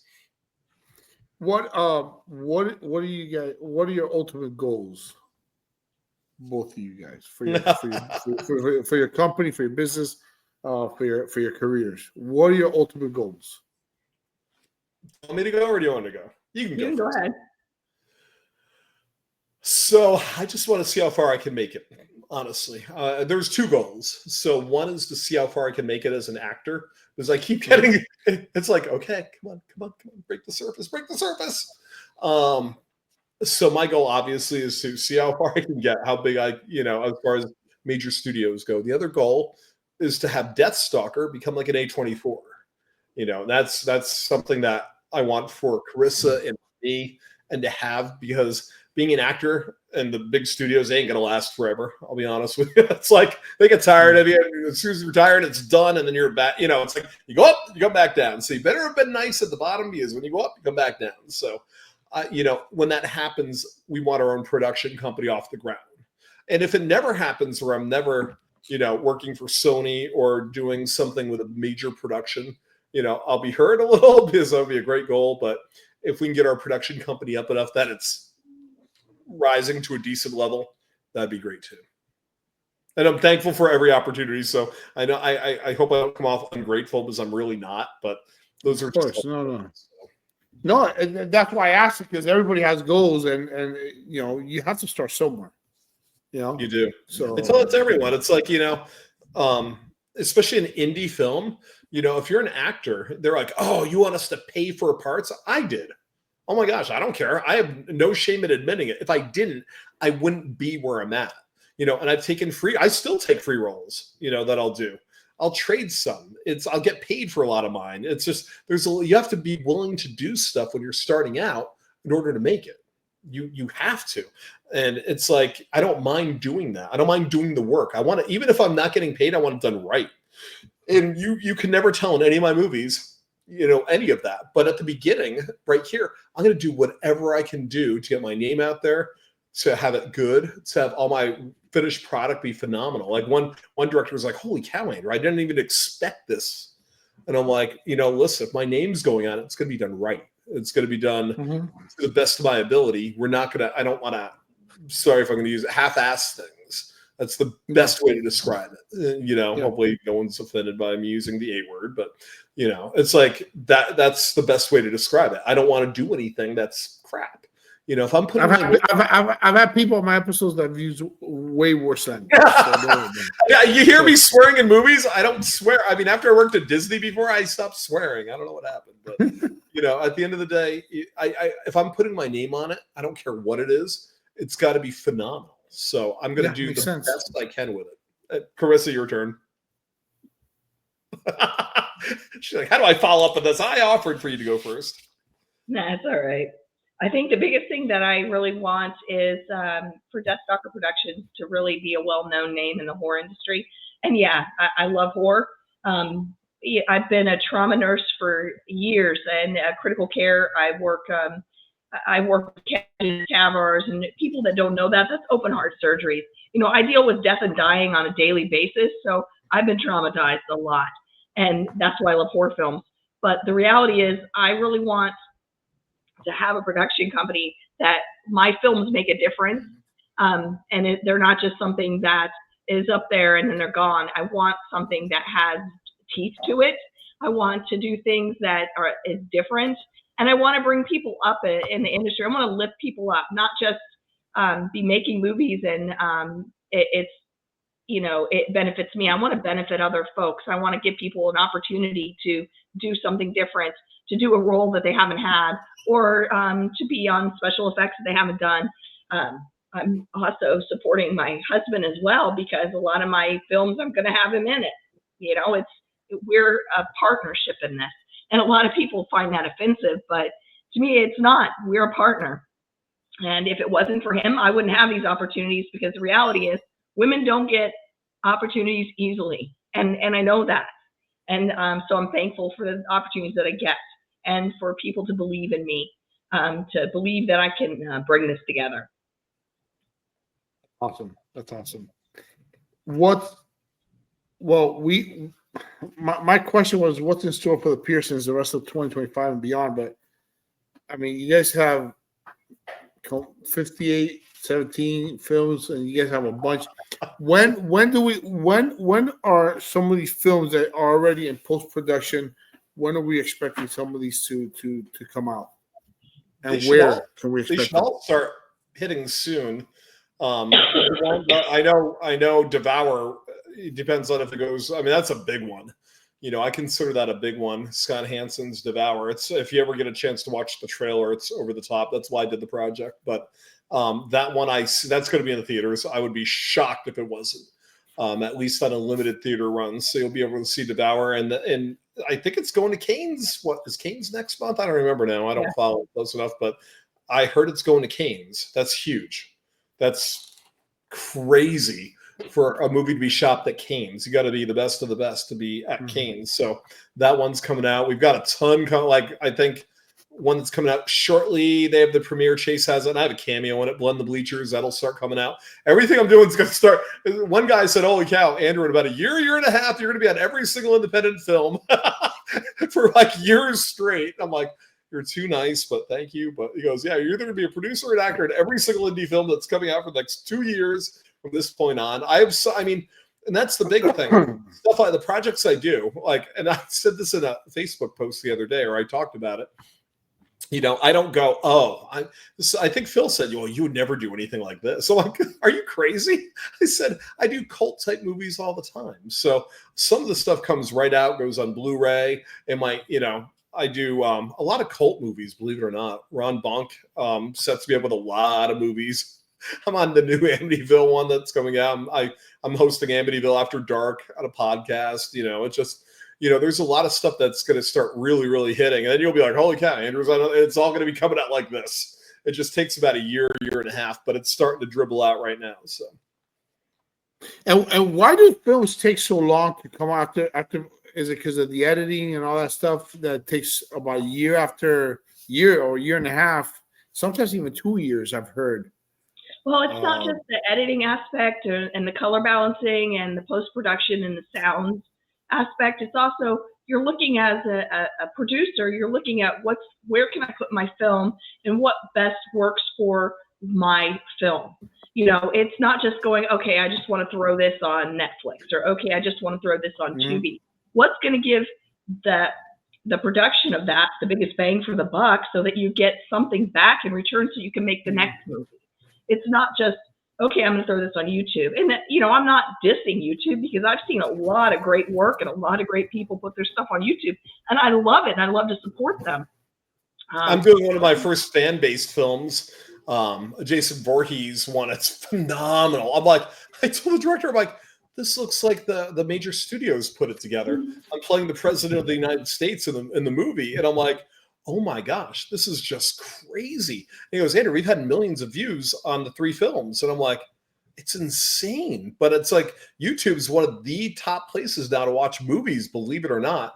But I think it depends on, when after you're in post-production and whatnot, you really got to have your marketing campaign together to promote the movie. I think, and the cool, the good, the bad, the ugly, you've got a lot of very talented filmmakers. They're not always the best business people. I'm not, I mean, as far as that goes, I know how to market, do promotions. I can't run a camera. I don't know anything about sound. On that end, the creative stuff I leave that for other people. But the business end, yes, you've got to have the marketing in place. You've got to have a plan. Once that's in the can, once it's done, how are you going to market the movie? Where is it going? Is it going the film festival route? Are you trying to get it in theaters? Are you going to get distribution? Just because you get distribution doesn't mean you have to stop marketing it. You need to market the movie. So you've got to have that in place. That takes a while too. And a lot of people don't realize that. I mean, it's all work. And then when you're dealing with, Universal has hundreds and hundreds and hundreds and hundreds of people on the movie. You get, indie filmmakers, there's 3 of us or 4 of us or 5 of us that are, trying to get this whole production together. So that's why it takes a little bit as well. But I know with Soldiers, I can speak freely with Carissa. We don't want it to sit in post forever.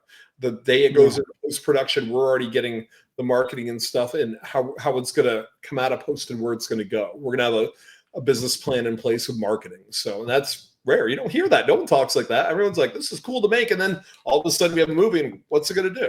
I've seen distributors take something with 100 brand name people in it and dump it on, a streaming platform. I will not allow that to happen unless that's the type of movie that we're doing. And we will down the road. We're going to do movies that aren't going to be in the theater that we want just to stream. Soldiers just happens to be different. I think it's like for Soldiers, there's too much of a unique story with it. It's offering something no other movie has. It has a great opportunity to be shown to the public.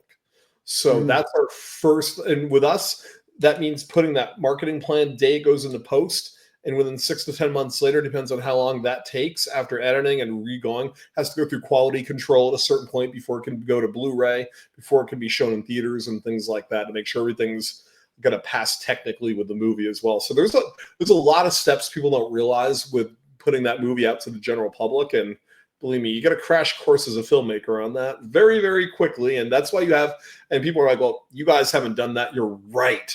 You're absolutely right. We're not those people. We have crew for that. We do. We have our crew for that. We are the business people. We're the producers of the movie. We're the ones that do the other stuff. So I always tell people, you're right. I had one filmmaker go, Andrew, you don't know how to direct a movie. You're right. I don't know how to direct. I'm not the director. we have a seasoned director for this. So. But yeah, that's why things sit in post for a while, because you're going back and you're like, man, this scene looks just, and then you have to send it, if has a lot of effects in it, it has to go out to another company that's going to, work on the effects for it. If it's underscore music, if it's going to be reshot, maybe something's like, oh man, we got to do pickups, or totally missing something in the movie. So, after you get it in the can, you may have to go do pickups, which is going back to do some scenes or recuts on some things. So, us rushing is 10 months. And you mentioned you did or you're doing a fan-based Jason movie. What film? What's the name of it? It is, oh my gosh, I would have to look to make sure I don't mess up the title here. It is a Jason Voorhees. It's really good too. Let me see. I'll tell you exactly. Give me a second. I'm going on IMDb Pro. There's been a bunch of that have been made, and I enjoy those films. This one is.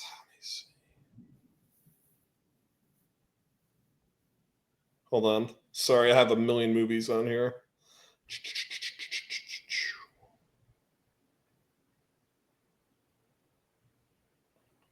Films in production. Let's see if you put it under there.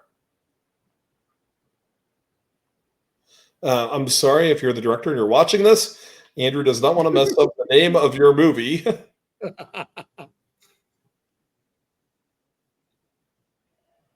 Oh, where is it? What's your favorite part? What's your favorite role? Is it producer? Is it directing? What's your favorite part of? Here it is. Obviously, Jason Voorhees, Nightmares, a Friday the 13th fan film. And it is, I'm playing the president. Robert Lasardo is actually on this movie too, which is really Great cool. actor. Great actor. Robert Lasardo is on there. And it is Aaron Carlson who wrote it. And if you watch any of his movies, they're phenomenal. Oh my gosh. And I never do fan-based films, but I was so sold on this that I was like, wow, this movie is just, it looks like a major studio put it together. I'm like, done. I'm on it. Yep, president. Let's do it. So that was one that it's the first fan-based film I've ever done out of 150 movies. So I'm excited about it. And it's going to be super cool. I mean, I showed Carissa, I'm like, this looks amazing. So, but Carissa, what's your favorite part of movie making? I think all of it. All of it is. I'm hoping to branch into directing more, but I'm enjoying my experience right now. I'm enjoying every aspect of it. I've enjoyed casting. I've learned to I have a pretty thick skin being a nurse, having to deal with the things I've dealt with in nursing.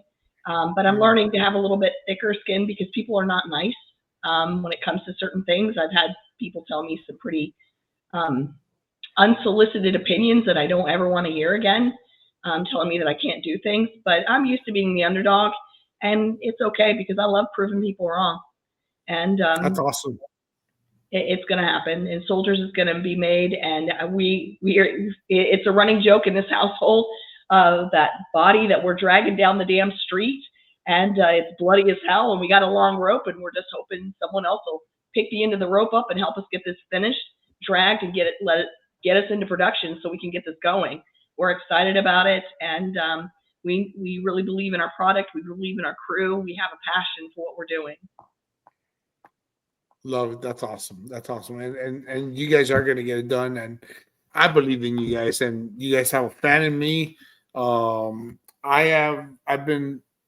fallen in love with indie films. And I think it's so important to support indie films. Just I tell everybody, it's the same thing as going to mom and pop. I prefer going to a mom and pop cafe than going to Starbucks. Nothing wrong with Starbucks. So for you Starbucks fanatics, nothing wrong with Starbucks, nothing wrong with Dunkin'. I love Dunkin'. I like Starbucks. I prefer a mom and pop. I prefer giving my daughter to a mom and pop than, you know what I'm saying?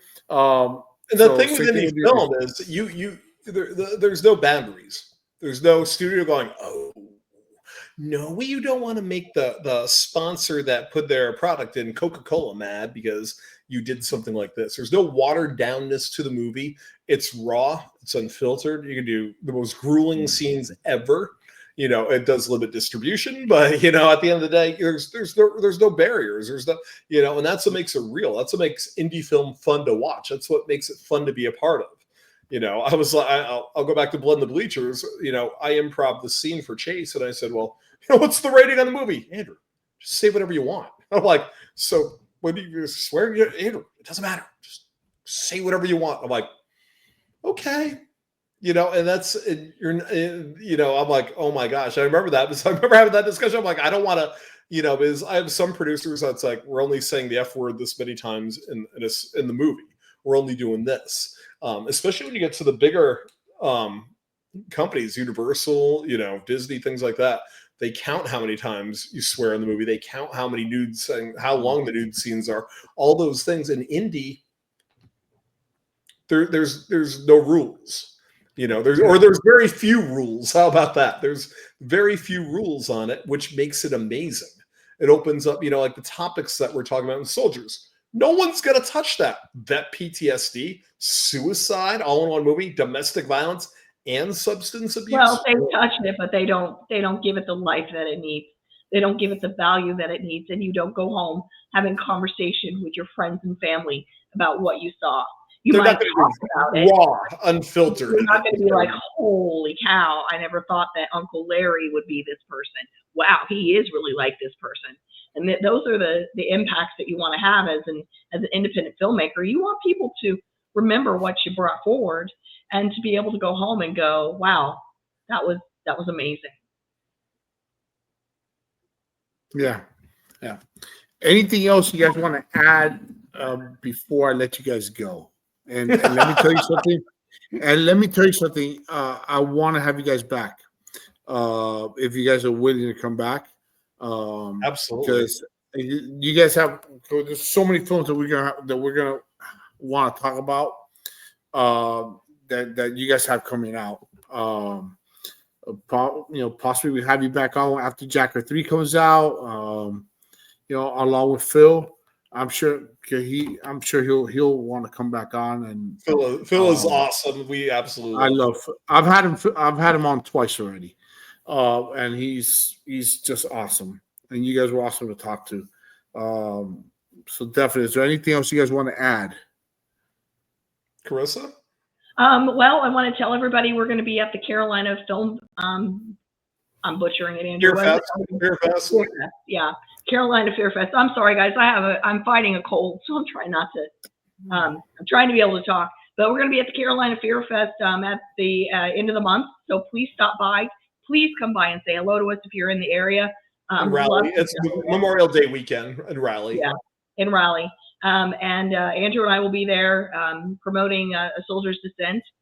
Andrew's actually going to be on a panel as well, talking about those hard topics that we are having in our movie, which I think is a wonderful opportunity. As well as go to our campaign on Indiegogo, take a look at it. We've got some great perks. I have a great scene that I need filled to the bar scene. So if you want to have a fun moment to hang with Air Force Amy, Lenny, and Barney, you'll be able to see them, and Sue, she'll be there as well. And I wish everybody just chase your dreams and don't give up. That's awesome. That was good. Yeah, folks. Andrew and Carissa's information and the information for this film is going to be all in the description. Make sure you share, like, and subscribe to this podcast, especially this episode. This episode touches a special subject, especially with this film coming out. Oh, well, not coming out. They're going to start working on it hopefully soon, and we'll hopefully have it out by 2026. So Carissa, Andrew, don't go anywhere. Folks, thank you for joining us. We love you, and make sure you share this episode. Thank you. Thank you for having us.